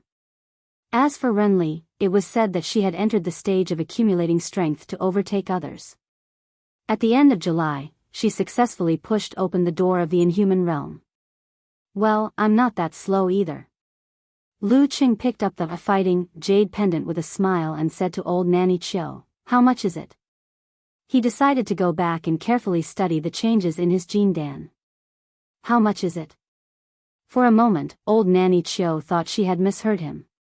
At this stage, he could just take it away and she wouldn't dare to resist. After a moment of silence, she said, "It's not a good thing." 600. "Actually, if you don't name a price, I'll keep it for you," said Lu Qing sincerely. "Anyway, I've already mastered the fighting formula. If I didn't want to keep it as a souvenir, I wouldn't even look at this jade pendant.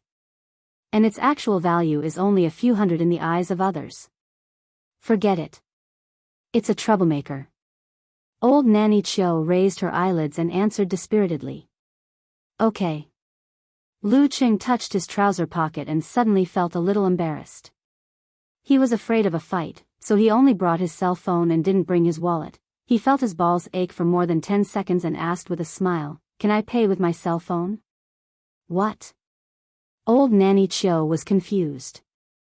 Lu Qing cleared his throat and pretended to be normal. "I don't have money. I'll return the jade pendant to you."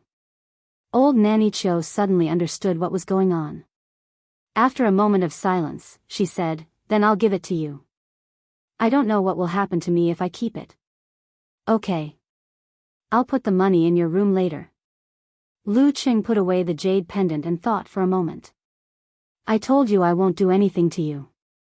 As long as you can avoid being found by others, I'll pretend I never came." Old Nanny Chiu nodded slightly and didn't say anything. She gathered the bug's body and lay down again. The hard soil suddenly softened and she and the bug sank into it. Then it solidified again and disappeared without a trace. Lu Qing turned around and carefully flashed out of the room. Before the hidden post noticed him, he had already jumped over the wall and disappeared into the night.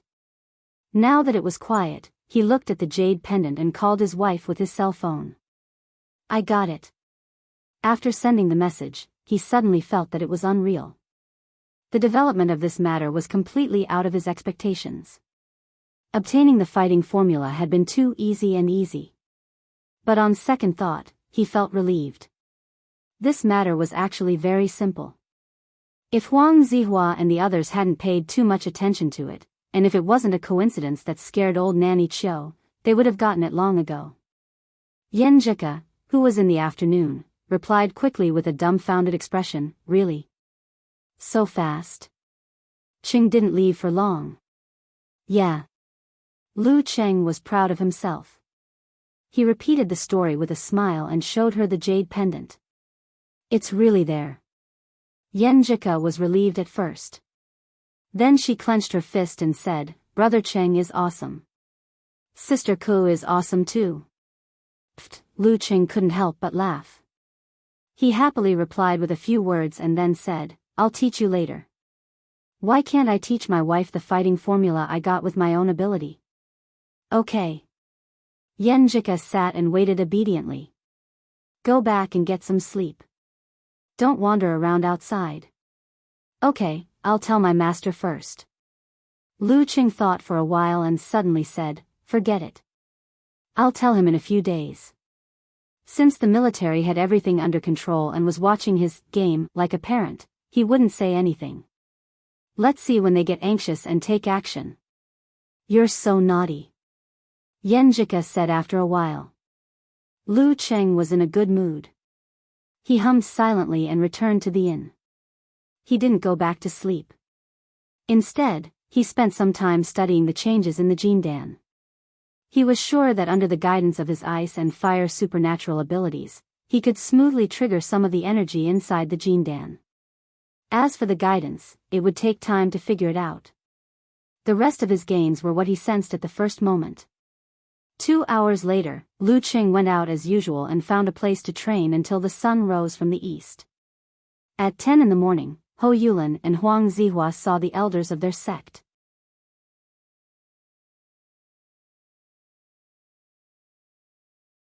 Chapter 447.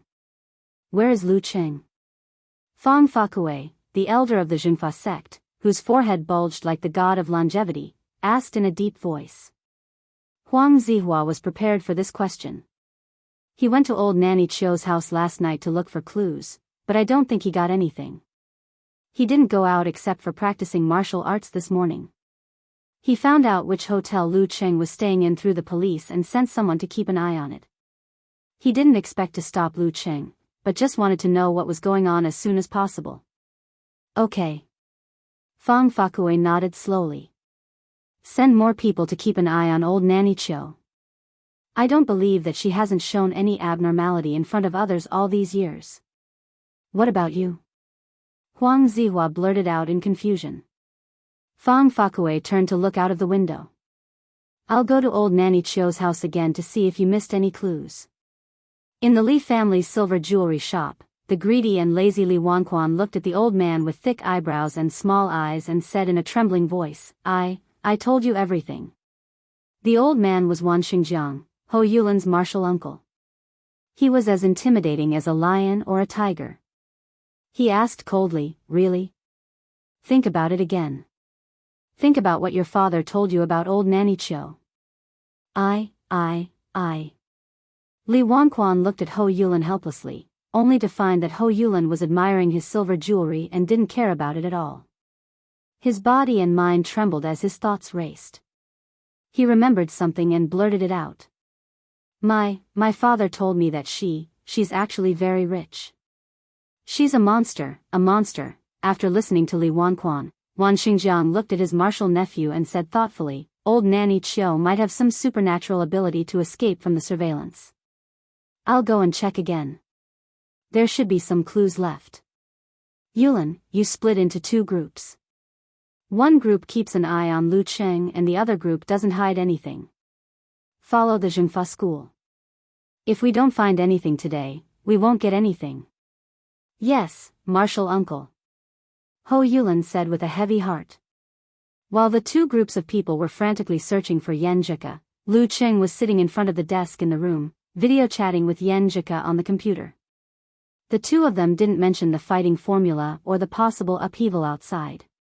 Instead, they chatted about the interesting things the girl had encountered in the past few days as she settled down, went shopping, and registered for classes. They also shared the customs of different countries and regions. Just then, Lu Cheng's phone rang. A call came in. He picked it up and saw that it was his master. Thus, he made a hand gesture to Little Fairy and chose to accept the call. Hello, master, what's the matter? Lu Qing could vaguely guess the purpose of this call, so he pretended to be at a loss and asked. Geezershire chuckled and said, you seem to have a lot of free time. Are you not anxious at all? Both sides have sent experienced experts over. Maybe Daxing Temple and the others will be involved. The military can't wait any longer. They plan to take over this matter. They asked you to stay aside and watch. Don't interfere. Sure. Lu Qing answered in a relaxed tone, which made Yan Jika burst into laughter on the screen.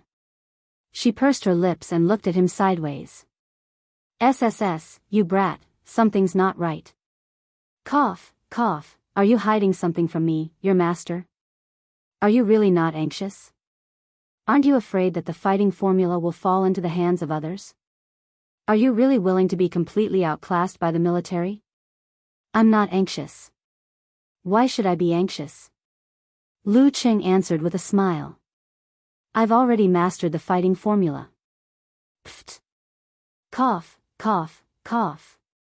Geezershire seemed to have taken a sip of wine and spat out something. After a while, he said, when did you find the fighting formula? Not only did he find it, but he also mastered it. If it weren't for the dignity of a master, this old man would have asked a bunch of questions. Lu Qing briefly explained the matter from beginning to end. He didn't even hide the fact that he wanted to see the military make a fool of themselves. However, he didn't mention the abnormality of the Jindan. After all, his master had always acted like he didn't care much about it. You really do have an affinity with the 9 words formula. Geezer sighed and chuckled. It's good that you didn't mention it. Those guys are so arrogant. Damn, Master, you're a respected senior. How can you have the same bad thoughts as a child like me? Lu Qing complained. He chuckled and said, Master, you have to tell me about the military's reaction. He didn't have to wait here for a few days. Jingyan Ancient City was such a big place that 2 or 3 days was the limit. It was hard to say when the military would realize something was wrong. Hey, you little brat, you're really asking for a beating. Go back and rest, then come to Wiyue province. The fighting formula still needs to be given to the military. You have to get the Emperor Yen force as soon as possible. Try to complete the sublimation of the 2 forces before you transform. Geezer smiled satisfactorily and instructed. Yes, Master. Lu Qing answered cheerfully. When he hung up, he saw Yen Jika covering her mouth and giggling. Qing, you two are indeed master and disciple. They really do have a tacit understanding in certain aspects. Lu Qing deliberately squinted at her. Ku, are you mocking me for being as unreliable as my master? Yen Jika turned her eyes and smiled. Her right hand made a phone call gesture. Hello, is this Coach Shi? Your disciple said you're unreliable. Hurry up and get rid of this evil creature. Lu Qing silently added the second half of the sentence for his wife. After the girl went to bed, he stood up and began to pack his luggage. He had no doubt that the military could find old Nanny Chiu. Large local forces might have 2 or 3 inhuman mighty ones and many Dan stage masters, so they couldn't be underestimated. However, their numbers were too small, and their members were biased and monotonous. Unlike the military, they could find people who were good at fighting and good at tracking. That was why they had the confidence to not show up and watch their game with a smile. Under such circumstances, how could old Nanny Chiu, who was only a dabbler in concealment, escape? At 2:30 in the afternoon, 2 strong men, one tall and one short, directly broke into number 15 Wanha Street, ignoring the surveillance around them. Fang Fakue and Wan Xingjiang, who had returned in vain in the morning, hurried over with Huang Zihua and Ho Yulin. They were on high alert and looked on indifferently. The 2 men kept a straight face and didn't care about the gazes on them. They searched carefully from outside to inside. After repeating the same thing over and over again, they suddenly stopped in their tracks and stopped somewhere in the living room. They looked at each other and nodded slightly. The tall man suddenly squatted down and pounded the ground with his right hand as if he was pounding medicine. Bam! Orange-red flames gathered in his hand and exploded when he pounded the ground, creating a shockwave that penetrated inside. Inhuman. Fang Fakue and Wan Xingjiang's pupils shrank, and their expressions became more solemn. Where did this inhuman mighty one come from? Ice God sect? That's not right, he used fire. Just as the hearts of the 2 groups of people slowly sank, the ground that was hit by the tall man suddenly softened, as if it had turned into a swamp. A slightly pale and wrinkled hand suddenly stretched out, leading to an old woman that everyone was familiar with. Her expression was gloomy as she muttered to herself, "You're right. I still couldn't escape, old Nanny Chiu." She didn't escape at all. She had been hiding underground all this time. Huang Zihua and Ho Yulin were stunned at first, and then they were filled with regret. She actually had such a supernatural ability and means. If we had thought of this earlier, we wouldn't have been beaten to the ground by these 2 mighty ones. The tall man and the short man looked at each other and showed a relaxed and complacent smile. The tall man turned to old Nanny Chiu and said, "We can leave the rest of your business to the police. But where is the object with the word Do inscribed on it?" Old Nanny Chiu looked at him strangely, and then she laughed. "Someone has taken it away." "Who? Who took it?" The tall man and the short man's smiles froze as they asked anxiously. Fang Fakue and the others were stunned and looked at each other. "Someone came earlier?" "Who? Who?" Old Nanny Chiu thought for a while and said, "A young man of medium height, wearing black clothes. He looks quite energetic." He came here last night. Came here last night. A name suddenly popped up in everyone's mind. Lu Cheng. After getting rid of the surveillance, Lu Cheng got on the bus leaving Jingyan Ancient City. It didn't take long for him to receive a call from his master and know what had happened there. Although it wasn't detailed enough, it was easy to imagine that he was amused for 5 minutes and typed a long message to Yenjika. At this moment, he suddenly thought of something. He clicked on the military's rapid march, who was in charge of contacting him. Scratching head and smiling expression, "Can you do me a favor? I still owe old Nanny Chio 600 yuan for the jade pendant. Can you help me? I'll transfer the money to you via QQ." He was quite nervous when he sent the message, expecting a reply of F*CK your mother. But Rapid March was quite restrained. After a few seconds of silence, he replied with one word, "Okay." Lu Cheng heaved a sigh of relief and looked up. He happened to see the young couple he met on the way to the bus. They were also going back today. Lu Cheng looked around and found that there were no more seats connected to each other. He stood up leisurely, pushed his black-rimmed glasses, and waved at them with a smile. "Come on, sit here. I'll let you." Seeing his bright and friendly smile, the young couple looked at each other in surprise and felt that there were more good people in this world. After staying at home for a few days, Lu Cheng, whose longing had almost turned into impulsiveness, set off on his journey again. He flew to Wiyue province to see his master. "Give me the item of the fighting formula later and familiarize yourself with the illustration of the ice spirit force," said Geyser casually. "Oh, by the way, do you want to participate in a competition? The champion's prize is more than 5 million yuan. "What competition?" Lu Cheng, who was eager to make money, asked. He couldn't practice the fighting formula with the jade pendant, but he could write one for the military since he had deepened his understanding. As for the effect and how long it would take for the jade pendant to lose its charm, that was another matter altogether. Geyser laughed. "The King of Youth tournament of 4 countries doesn't include our country. It's not broadcasted in our country either. This time, we're invited to participate in the competition with 4 wild cards. Young fighters under the age of 23 who aren't physical invulnerability. If you want to participate and use a different style of fighting to complete your transformation, I can help you get a spot." "When? Which countries?" Lu Cheng's heart skipped a beat. "Dongying, Miluo, Xinjiang, and Nanjing. August 12th to August 27th, Geyser said with a smile. "Other than the champion, the top 8 also have a lot of prize money. I don't know if Peng Liyun and Renli will go. Miluo and Nanjing used to be vassals of China and had deep ties with China." "Okay." Lu Cheng nodded. He looked at Geyser and said seriously, "Master, I want to participate."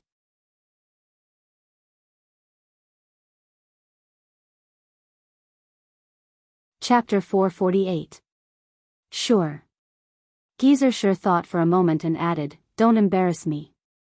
Miluo, Xinjiang, and Nanjing were the places where he had spent most of his time between the war-torn zones and China. He had plenty of acquaintances and friends. "Master, do you have so little confidence in me?" Lu Cheng lampooned. He knew Jiangwo's pride was at work again. After a dozen seconds of silence, Lu Cheng asked curiously, "Master, what kind of young experts are there in these 4 countries?"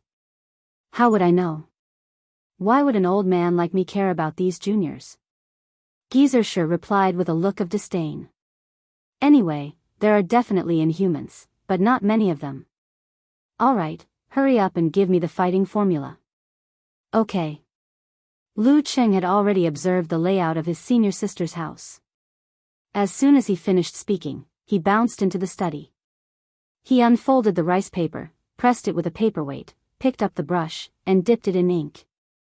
He took a deep breath, calmed his heart, and focused his mind.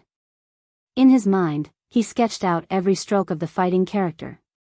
Explosiveness, strength, dominance, vigor, and an unyielding spirit leaped out. His wrist hovered and the brush pressed down. The ink burned brightly as if it was about to burst out of the white paper and soar into the sky. When he was done, Lu Qing nodded in satisfaction as he looked at the spirited ink. This is much better than my usual signature. However, Meng Qi's energy, qi, spirit and will had not yet reached the level of connecting with heaven and earth.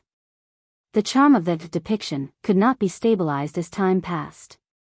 At most 3 months, at least 1 month, this Do character could no longer be used for visualization and practice. It could only be like the Qian character he wrote for Wang Su, suppressing certain emotions with the remaining feelings until it completely returned to normal after a few years. Anyway, I'll just write it for them when it's no longer effective. Besides, with the Queen of Thought and the Divine Enchanter of Sin Flames level, they should be able to master it within a month. Lu Cheng's thoughts wandered.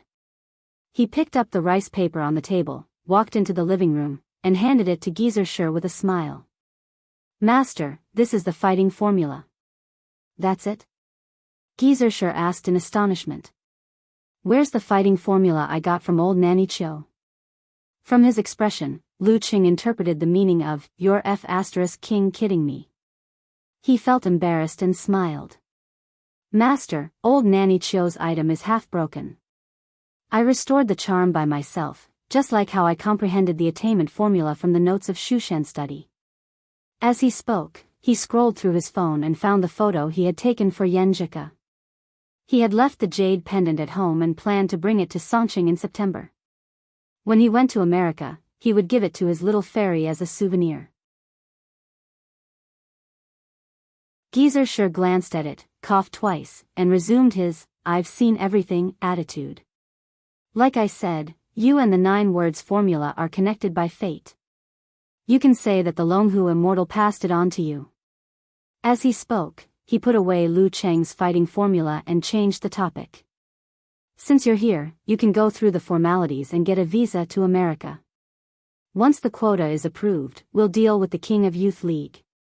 For the next few days, you should train hard here and suppress the transformation.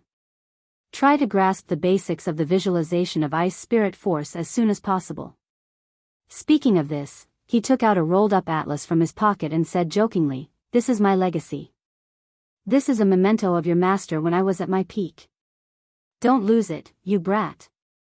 Originally, I was going to lend you Grandmasters for you to visualize, but after thinking about it for a while, martial arts have evolved for so many years.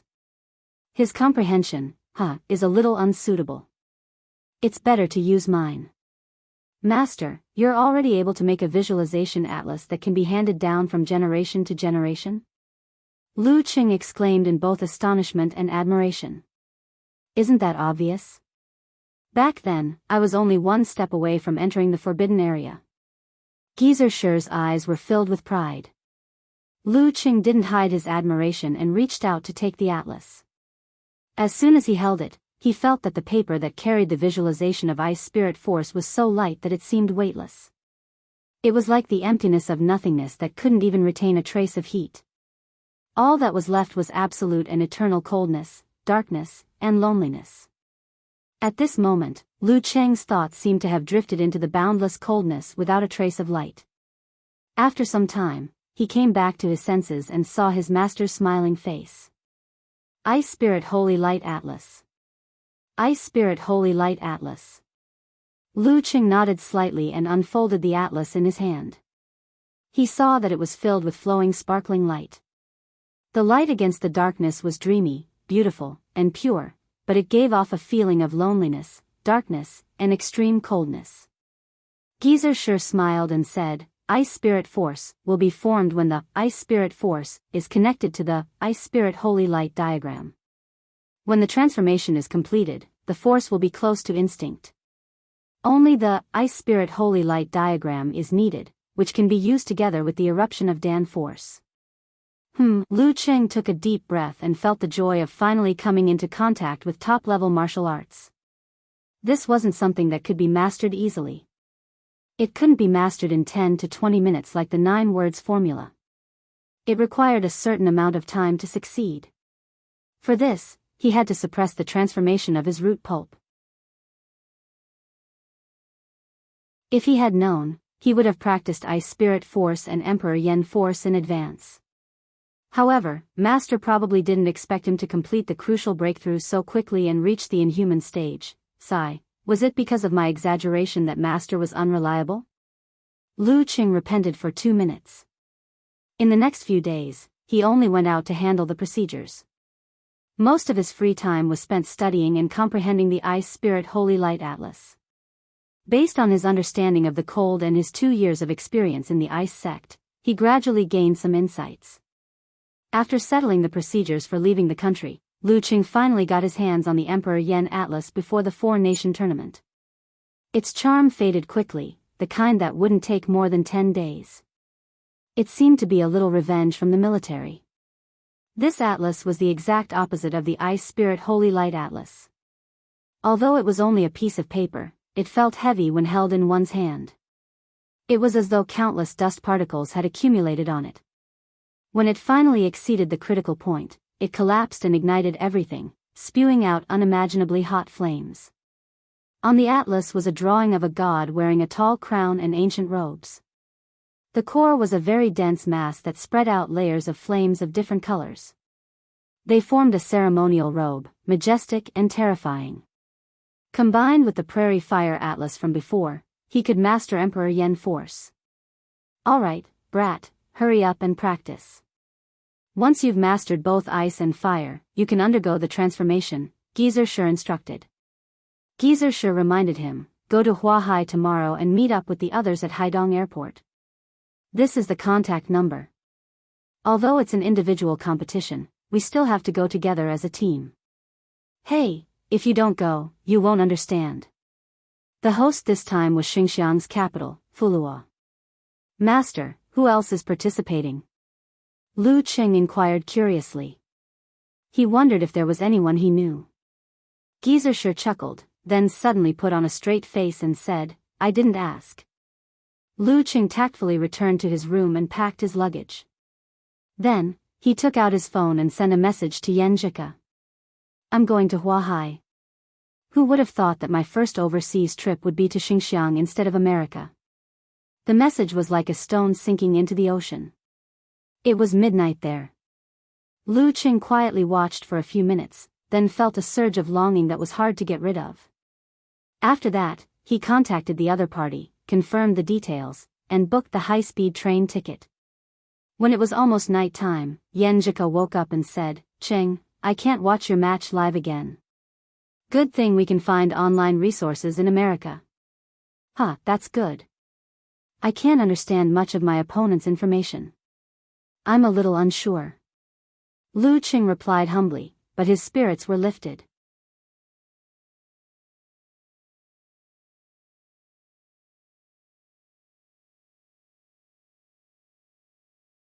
Chapter 449. Peng Liyun. He's going as expected. It's really the king of Youth League this time. The thought flashed across Lu Cheng's mind. He raised his right hand and was about to greet him. He wanted to exchange some pleasantries about Peng Liyun's condition but remembered that he was the one who had caused Peng Liyun's most serious injury. Greeting him was akin to taunting and mocking him. He smiled and squeezed out a word. Hi. His opponent from a few months ago had suddenly become his teammate. Hello. Peng Liyun approached and waved calmly. I thought you might come. Lu Qing laughed and said, to broaden my horizons and strengthen my foundation. After he finished speaking, he waited for Peng Liyun's response. However, all of a sudden, an inexplicable silence filled the air. Lu Qing looked over in puzzlement, only to find the refreshed and clean Peng Liyun standing there. His eyes were unfocused, as if he had gone on a mental journey in an instant. He didn't stumble at all and completely ignored Lu Qing. This is King awkward. Lu Qing, who lacked experience in interacting with others, couldn't help but laugh dryly. He turned to Zhong Ningtao and pretended to be normal. He's just like that. Don't mind him. Anyway, it's very consistent with the rumors. Zhong Ningtao shrugged his shoulders like an American and replied with a smile, I know. Hence, he wasn't in a hurry to greet him. Lu Cheng was about to change the topic and ask about the other two teammates when Peng Liyun suddenly recovered from the blackout state. He looked at Lu Cheng thoughtfully and said, "I'll participate in the nationals again." Lu Cheng nodded and replied with a smile, "Me too." As soon as he finished, he saw Peng Liyun sitting next to him. His eyes were wandering again. His phone is just for show. I heard that he wants to play games too. Lu Cheng thought to himself. He saw the door open at the top of the nearest elevator. A young man with long hair and headphones walked out. He was also a martial artist that Lu Cheng knew, and Chaoyang, who had joined the Shanghai Club and was personally taught by the Queen of Thought. And Chaoyang glanced at them and said with a surprised smile, "You're not going for a competition, right? You're going to challenge them." The two real heavenly sons of China were going for a competition together. Before Lu Cheng could answer, Zhong Ningtao, who was sitting on the other side of him, said with a smile, "That's good, that's good. That's why they dared to give us wild cards. Otherwise, why didn't they invite us in the past few years? The Japanese are so prideful. If they don't have any confidence, they'd rather play by themselves behind closed doors. Why would they take the initiative to find someone to ruin their business? Are there any experts over there?" Lu Cheng asked curiously. He had investigated the situation of the martial artists in Japan, Xinjiang, and other countries. However, due to the language barrier, he could only look at a few external websites. His understanding was quite superficial, and he could only have a general impression. Zhong Ningtao said with a smile, "Strong is only relative. This competition is open to anyone under the age of 23. It's normal for every country to have one or two inhuman geniuses, but in terms of age and potential, they can't compare to you. We've been keeping an eye on them and collecting information. I've already sorted it out and will send it to you when we arrive at Fulua." "Okay." And Chaoyang nodded calmly. After joining the Shanghai Club, under the personal tutelage of the Queen of Thought, he had made rapid progress. He felt confident that he would be able to break through to the inhuman stage in the next year, which was before he was 23 years old. Therefore, he did not have any psychological trauma when encountering such an enemy. Lu Cheng's blood was boiling with excitement. He couldn't wait to experience the martial arts of other countries and spar with their geniuses. Moreover, due to communication issues, it would be difficult to understand each other in this competition like in China. There would be more surprises and surprises. Well, if the information provided by the leader wasn't detailed enough, he could ask Unparalleled Dragon King in the group later to see if he had more information. Sounds interesting. Peng Liyun had come back from his days at some point and said with interest. Hearing his words, Lu Cheng couldn't help but complain to himself. Could this guy be a cyborg? He's in power-saving mode when he's not fighting or learning. Well, it's very possible. They weren't familiar with each other, and they weren't extroverted like Kai Zhongming. After chatting for a few minutes, Peng Liyun went back to daydreaming. And Chaoyang put on his headphones and focused on enjoying the music. Lu Cheng and the leader, Zhong Ningtao, were left looking at each other. Luckily, Lu Cheng was someone who had been influenced by Talker for a long time. He didn't let the atmosphere become awkward. After waiting for a while, the fourth member still didn't appear. Zhong Ningtao stood up and looked around. He didn't find anything. Should I call and ask? Oh right, who is it? Lu Cheng finally asked the question that he had forgotten. You guys know each other, Renli. Zhong Ningtao took out his phone and wondered if he should urge the genius girl. Renli? This is really the strongest team. Lu Cheng was shocked. He thought that Renli, who had almost completed her transformation, would focus on stabilizing herself and wouldn't join in the fun. Who knew that she would join in? Well, the inhuman stage belonged to the internal division of the Dan stage. The martial arts they practiced were not much different from when they were at 6th pin. Renli had already mastered what she needed to master. As for what she hadn't mastered, she wouldn't be able to master in such a short time. Just like himself, he had already mastered all the martial arts below physical invulnerability of the Ice sect. Even though there were more than 100 dance stage kung fu styles, there were only 20 to 30 styles that were actually needed to be practiced. The rest were all created by predecessors and improved upon. Furthermore, the improved versions were re-recorded as new styles. That was why there were so many kung fu styles. For example, the 26th style of the ice sect, ice burning, was an improved version of the 112th style, snow burning, and was placed at the top of the list when the kung fu was rewritten. Renly. And Chaoyang took off his headphones. He was surprised and amused. Leader, you should give her a call. Otherwise, we won't be able to wait. As one of Renly's old rivals, he knew her better than Lu Cheng and Zhong Mingtao. On the other side, Peng Liyun had also come back to his senses. He nodded in agreement. All right. Zhong Mingtao dialed the number. After a few seconds, he heard Renly's voice. Hello? Hello, Renly. I'm Zhong Mingtao, your leader. I contacted you 2 days ago. Where are you now? After introducing himself, Zhong Mingtao went straight to the point. After a moment of silence, a calm voice came from the phone. Leader, I think I'm lost. Lost. Zhong Mingtao was dumbfounded. He almost forgot to think. After a few seconds, he said hurriedly, hurry up and ask the people next to you to confirm your current location. He knew that Renly had a bad sense of direction, but he didn't expect her to be this bad. After a moment, Renly answered without any anxiety or anger, they said I'm in T2. They said. Zhong Mingtao's mouth twitched. He hurriedly said, we're in T1. Hurry up and come over. Don't, no. And Chaoyang and Peng Liyun tried to stop her. Only Lu Cheng was stunned. Was Renly's sense of direction terminal? Huh? Zhong Mingtao turned around blankly and looked at the two who spoke. Leader, you should go and pick her up. Otherwise, she might have left the airport. And Chaoyang smiled helplessly. Having a bad sense of direction wasn't scary.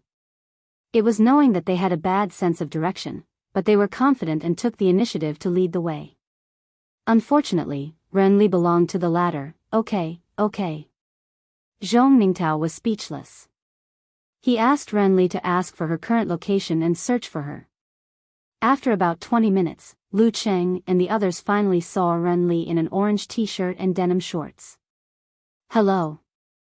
The delicate doll-like girl nodded politely. Lu Cheng, Peng Liyun and Chaoyang looked at each other and heaved a sigh of relief. They then greeted her back. Lu Cheng took the opportunity and sent a message to Yen Zhika with a proud expression. My teammates this time are Peng Liyun, Renly, and Chaoyang.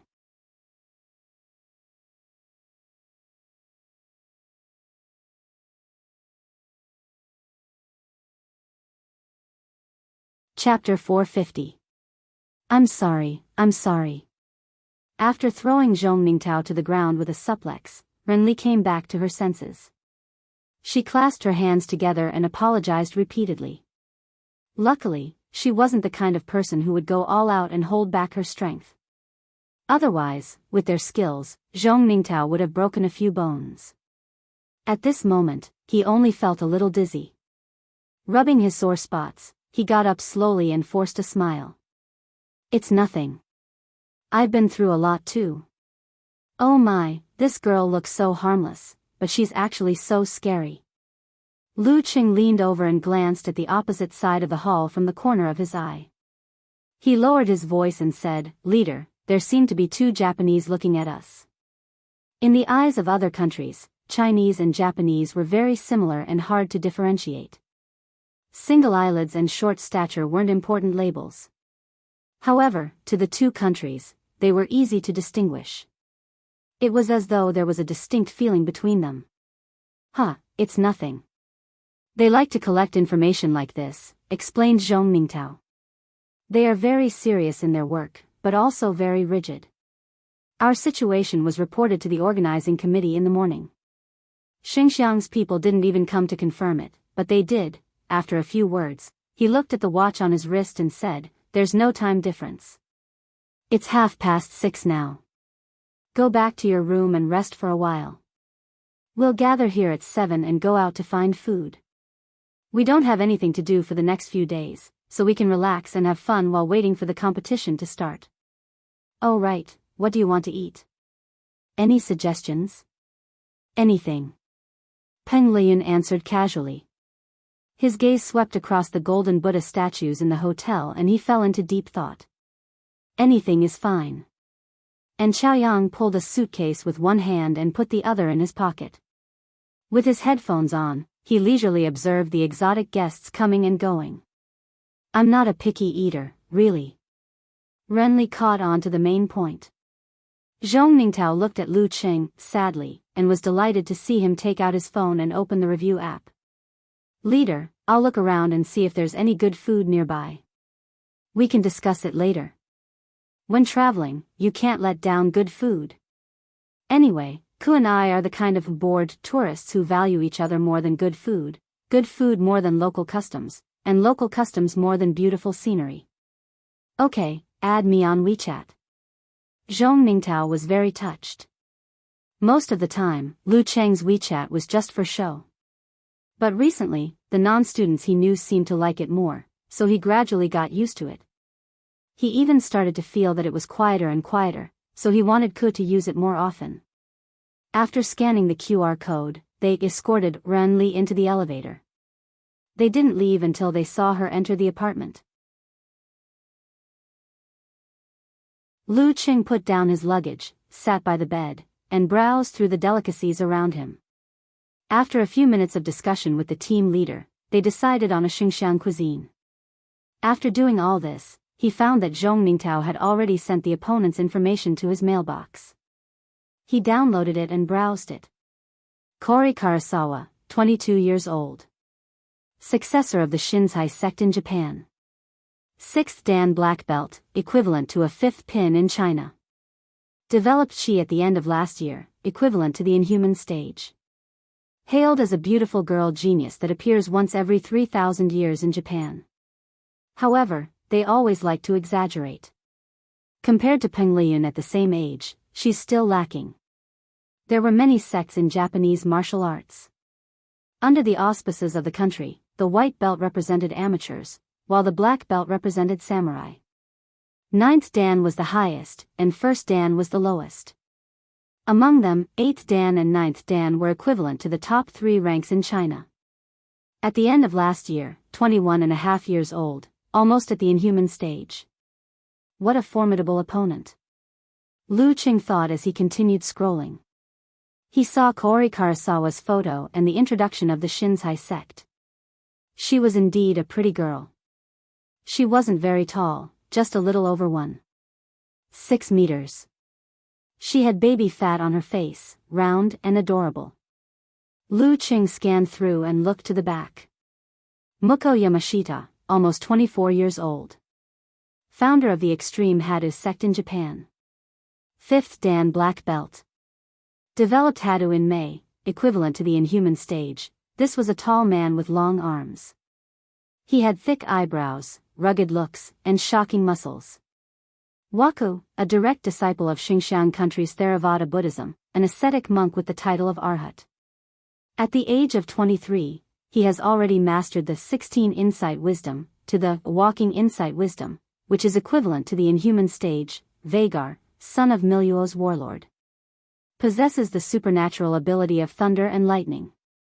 Cultivates Miluo's martial arts and is extremely domineering.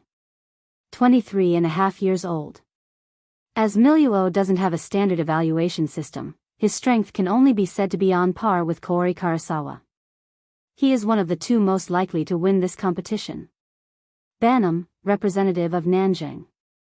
At such a young age, he is already the sect leader of Jia Hequan. Vicious in his attacks, ruthless to others and even more ruthless to himself. Their martial arts path is similar to our country's. He has just broken through to the inhuman stage, 22 years old. Xinjiang, Miluo and Nanjing are close to war-torn areas. The political situation in the country is often unstable. One has a king, one is a warlord, and one is a military government. Therefore, the status of women in the country is lower, and it isn't easy for them to practice martial arts. Lu Qing swiped his finger and flipped through the pages quickly. He remembered the looks of the three of them. Waku was sallow and skinny. He was barefooted and wore a red robe. He didn't seem to be any different from most of the ascetic monks. However, his eyes were deep and dark, as though they were hiding a pure land of self. Vagar was wearing a blue general's uniform. He was tall and strong with a cold face.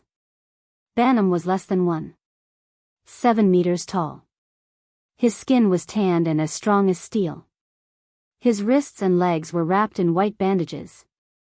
Other than the 5 of them, Zhong Ningtao also listed a few martial artists with potential from the 4 countries. Lu Qing took a quick glance and took his phone with international data package. He pocketed his wallet and took the elevator back to the first floor. He waited in the lobby for his teammates to meet up. This time, Zhong Ningtao didn't make any mistakes. He knocked on Renli's door and led her down personally. He didn't want this young lady to get lost in the sea of people in the hotel again. "Let's eat here." Zhong Ningtao showed Peng Liyun and the rest the name of the restaurant that he and Lu Qing had decided on. "Okay." And Chaoyang and the rest went with the flow and didn't have any objections. When they were about to leave the hotel, Lu Qing couldn't help but ask when he saw the tanned, short, and skinny Xinjiang people outside. "Leader, do you speak Xinjiang language?" Zhong Ningtao looked at him, then at Peng Liyun, Renli, and Chaoyang, who had the same question. He gave a look that said, "How can you ask such a childish question?" "I don't know. Don't know, don't know, don't know." Lu Qing, who originally thought that he and the leader were the most reliable in the team, was dumbfounded. Even the usually calm Renli and Peng Liyun were stunned for a moment. Don't know, don't worry. Everyone here more or less knows English. I'm a professional." Zhong Ningtao wiped his swept-back hair and smiled proudly. "Look, didn't I arrange everything properly when we took a taxi to check in?" "That's true." Lu Qing heaved a sigh of relief. And Chaoyang pondered for a few seconds, then suddenly opened his mouth and asked directly, "Leader, you've been to Xinjiang before, right?" Zhong Ningtao gave a dry laugh and answered sincerely, "Nope." Then, he added, don't worry. I'm on good terms with the people in the embassy here. That's why they sent me here." Lu Qing, Peng Liyun, Renli, and Chaoyang looked at each other and saw the confusion in each other's eyes. "This might be a little unreliable. Why don't we just stay in the hotel and eat instant noodles?" Under Zhong Ningtao's persuasion, and because they were skilled and bold, they continued on their journey. Following the navigation on the map, they found a restaurant about 700 meters away that had a rich Xinjiang atmosphere. The architecture here was influenced by Buddhist aesthetics. There were many sculptures, and they liked to paint. It was quite unique. Click, click, click. Lu Qing took out his phone and took a few pictures.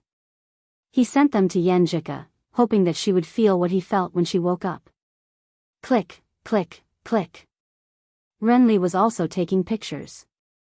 Half of it was the scenery, and the other half was a selfie. After a while, she was about to leave the restaurant in the opposite direction and fly away. Luckily, Peng Liyun noticed in time and stopped her. Click, click, click. And Chaoyang held the digital camera and focused on it as if he was sculpting a piece of art. "Why aren't you taking pictures?" Zhong Ningtao leaned towards Peng Liyun curiously. Then, he realized something and said, "That's right. Someone with a carefree personality like you wouldn't like to take pictures. He would rather be in a daze." Peng Liyun tilted his head and looked at him. He said calmly, "The camera is broken." Zhong Ningtao's mouth twitched. He decided to talk to Lu Qing. He had just taken 2 steps when he saw Lu Qing turn around and smile at Chaoyang, who had just finished taking pictures. "Can you share some pictures with me later?" "I didn't take very good pictures." "You didn't take very good pictures? Then why did you take so many pictures just now?" Zhong Ningtao took a deep breath and walked to the restaurant. With his fluent English, he managed to get a table for 6. Lu Qing sat down, picked up the menu and opened it. He was surprised to find a Chinese translation. So considerate. And Xiaoyang said sincerely beside him. There were many people around and the environment was very noisy. At least a third of the tourists here are from our country. How can we not have a Chinese menu? Zhong Ningtao said with a smile. He waved his hand to the waiter and started to order. Halfway through the order, the petite girl with brown skin suddenly said a lot of things. Lu Cheng and the others looked at each other. Can you speak English? Zhong Ningtao asked in English. The waiter nodded and said a lot more. Lu Cheng felt that with his hearing, he could only understand a few words. Leader, what does he mean? Renli pulled Zhong Ningtao and asked in a low voice out of habit.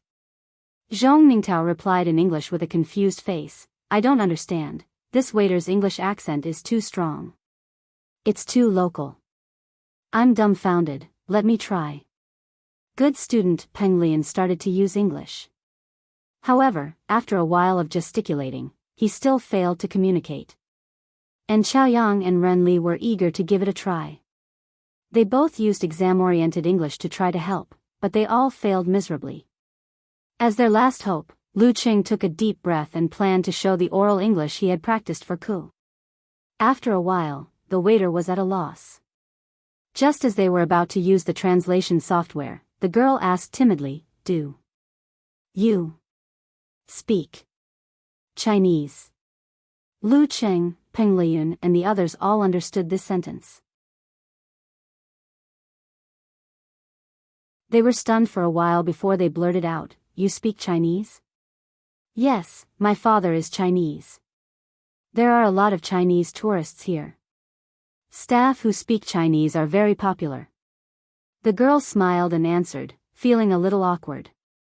Lu Cheng, Renli, Peng Liyun, and Xiaoyang and Zhong Ningtao, who were sweating from ordering food, looked at each other and suddenly burst into laughter. Their bodies were shaking non-stop and they were about to cry. They suddenly felt that the unfamiliarity and isolation between them had disappeared.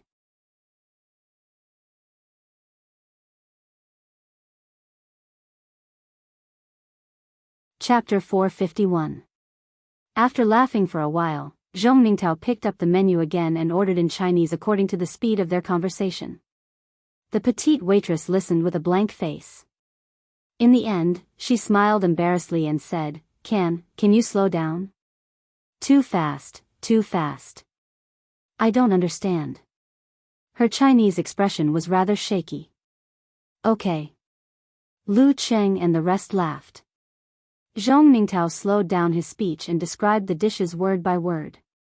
This time, the conversation was very smooth. Everyone understood what the waitress was trying to say.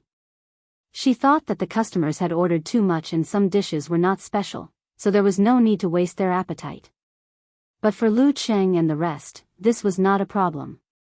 They would only complain about too little, but not too much. Hence, they happily reached an agreement. Lu Cheng, Peng Liyun, Renli, and Xiaoyang and Zhong Ningtao looked at each other and laughed at the same time when the brown-skinned waitress put away the menu, took notes and turned to leave. It's not easy to order in a foreign country. There were many customers in this restaurant, but the food was served quickly. Plates were placed in front of Lu Cheng and the rest. No need to wait. Let's eat first. If we eat one plate, we won't be able to fit another plate. Zhong Ningtao glanced at the crowded table and picked up his chopsticks. Okay. Lu Cheng, Renli, and Xiaoyang replied in unison. They unlocked their phones and aimed at the delicious food. We need to consecrate our food. Peng Liyun's chopsticks hovered for a moment. Just when Zhong Ningtao thought he was going to be the first to taste the food after the photo shoot, he smiled casually. Let's add each other on QQ or WeChat later. Huh? The rest were stunned. Remember to send me some photos. Peng Liyun looked straight ahead and replied with a smile. Compared to before, he was obviously more willing to talk and communicate. Let's just steal the photos. I'll post it, share it on WeChat and Weibo. And Xiaoyang suggested, seriously. Peng Liyun picked up the ice water and drank a mouthful. He cleared his throat and said, "Actually, that's what I used to do." But they were not familiar with each other, so he felt a little embarrassed. Apart from her tendency to daydream, and lazy personality, the big devil is quite easy to get along with. Lu Qing laughed to himself, lowered his head, and sent the photos of the food to Yen Jika. He imitated her tone and said, "I'm helping you to improve your appetite for breakfast. We're husband and wife, so you're welcome." Xinxiang's dishes were mostly lemon sour, with a wide range of sweet, sour, and spicy flavors. Their grilled fish and other delicacies were cooked with spices and leaves that were rarely seen in Lu Cheng and the rest. The first bite was strange, but after a few more bites, it seemed to be all right and had a unique style. The four big eaters and Zhong Ningtao, who had a huge appetite, had refreshed the waiter's view of the world after just one meal. In the past, they had met people with appetites comparable to Peng Liyun and Renli, but they had never seen so many people gathered together at one table. In the end, the chefs, who felt that their culinary skills had been greatly affirmed, came to the front hall and sincerely greeted Lu Cheng and the rest. They also invited them to take photos as souvenirs. After paying the bill with his card, Zhong Ningtao remembered something. He opened his black briefcase and took out a few stacks of notes. "Here's the Xinxiang shield. 30,000 per person. This is for your daily expenses. You can swipe your UnionPay card at most places, and there's a discount. 1 yuan in China could be exchanged for a little over 7 Xinxiang shields." Lu Qing took the money and looked at the colorful notes. Then he heard Zhong Ningtao say, "You can go around here. This is a more prosperous area in Fulua. Renli, you have to follow them. No, follow me. You can't go alone. Also, you have morning exercises tomorrow, right? There's a quiet place on the left of the hotel. Renli, what time do you usually wake up?" "About 5:30, Renli volunteered. "Leader, it's okay. I won't get lost during morning exercises." Zhong Ningtao looked at her deeply and said, "I'll wake up at 5:30 as well." Before Renli could insist, he continued, "There's a Xinxiang martial arts school nearby. Do you want me to book all the time in the morning?" "Yes." Lu Qing answered without hesitation. Peng Liyun, Renli, and Chaoyang also said in unison, their eyes shining with anticipation. "You guys are really..." Zhong Ningtao couldn't help but laugh. What a good kid, focused on martial arts. They took a stroll and walked in a circle. Under the bright night sky, they found the hotel they were staying at and returned to their own rooms to do their own things. Lu Qing glanced at his phone. Seeing that Ke hadn't replied, he put it down slowly and turned on his computer. Using the information provided by Zhong Ningtao, he found the corresponding website and started watching the match videos of Kori Karasawa, Vagar, and other opponents. After skimming through, he found that the highlights weren't detailed enough. He unlocked his phone and found Unparalleled Dragon King in the group chat. He opened the chat box and typed, old dragon, are you there?" "Just say what you want, no need to ask if I'm there," replied Unparalleled Dragon King. Lu Qing scratched his head and said, "Do you have detailed information on Kori Karasawa, Muko Yamashita, Waku, Vagar, and Banam? Damn, you want to watch the King of Youth League? You know about this?" replied Unparalleled Dragon King with a shocked expression. "Is it strange to know?" replied Lu Cheng with a confused expression. "Strange, very strange," replied Unparalleled Dragon King with a thumbs up. "Our country's martial arts is too strong and the competition is fierce. After I returned to China, I found that other than the international arena and professional competitions of a few big countries, everyone rarely pays attention to foreign martial arts and fighting. I didn't expect us to have a common interest. I just happened to be here." Lu Qing smiled through tears and admitted that he was just one of the big shots, in an attempt to dispel Unparalleled Dragon King's unnecessary excitement. "Oh, you're in Fulua?" asked Unparalleled Dragon King with a sudden realization. He subconsciously thought that Schrodinger's tiger was traveling with his girlfriend after meeting her parents. On the way, he found out about the King of Youth League and wanted to take a look.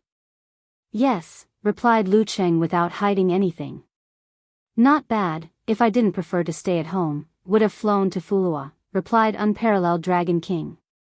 Unparalleled Dragon King, replied, laughing expression, alright, I'll send you a copy of the videos of those guys later. It's definitely better than what you can find yourself. If there's any behind-the-scenes footage or any details of the competition, you have to let me know immediately. Some of the matches can't be found. No problem, replied Lu Cheng with a wave.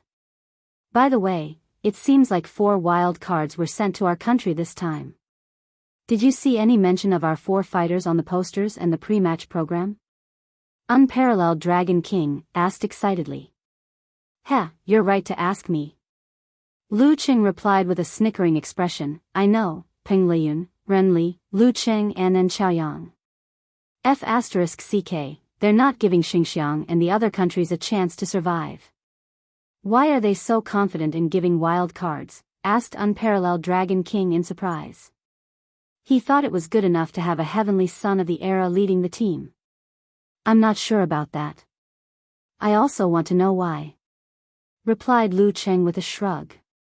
Unparalleled Dragon King sent an excited expression. Oh yeah, I'm looking forward to it. I'm looking forward to the King of Youth League more and more. No, I have to tell little Chanya and little Fan. Let's talk more during this time. Sure, talk to you later. Lu Cheng saw Yenjika's reply. Sending delicious food early in the morning. Cheng, the boat of our friendship has capsized, said Yenjika. So I fell into the river of love? Raised eyebrows and smirked expression. Who are you? I don't know you, replied Yenjika. After flirting for a few minutes, Lu Cheng started to talk about Peng Liyun and the others, completely unaware of what he was doing. I didn't expect them to be so easy to get along with. Speaking of this, Yenjika sent an emoji of covering her mouth and laughing. Cheng, you've joined the national team. Yes, the national team under the age of 24. When some of the international team challenge tournaments were held, countries would form teams to participate. Of course, you could also form your own team. Time flew by as they chatted and laughed. Lu Cheng said goodnight reluctantly and fell into a deep sleep. The next morning, he found the place the leader had told him about and saw Peng Liyun and Chaoyang. He also saw Ren Li and Zhong Mingtao, who were late. After greeting each other, they each found a place to train. Lu Cheng continued to cultivate Ice Spirit Force and Emperor Yen Force and made slight progress. After training and breakfast, they went to the Xinjiang boxing gym booked by Zhong Mingtao and started to train.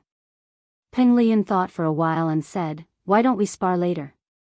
I can imitate Vagar's fighting style. He had seen the related videos. I'll try Xinjai Sect and Zahi boxing, said Ren Li. I'll imitate Waku, said Chaoyang. Lu Cheng was at a loss at first, then came to a realization. He smiled and said, then I can only work hard to be Muko Yamashita. This was the benefit of having strong teammates. Everyone could imitate opponents with different styles according to their own characteristics to increase the corresponding experience. After practicing for a while, Peng Liyun walked to the center of the gym. He swung his fists and legs a few times, creating electric sparks. Then, he looked at Lu Cheng, Ren Li, and Chaoyang. He waved and smiled. Who's next? Just as the 4 wild cards were training hard, the round-faced Kori Karasawa and the thick-browed Muko Yamashita were also watching the competition videos of Lu Cheng, Peng Liyun and the others. Not only them, but Vagar, Waku and Banam were also seriously studying the related videos in their spare time. Time flew. A few nights later, the King of Youth tournament officially kicked off. The 24 advanced martial artists, the 8 seeded fighters and the 4 wild cards would draw lots and fight each other. You're tuning into the Romantic Tales YouTube channel. Don't forget to subscribe and join us on this journey to catch the most captivating stories.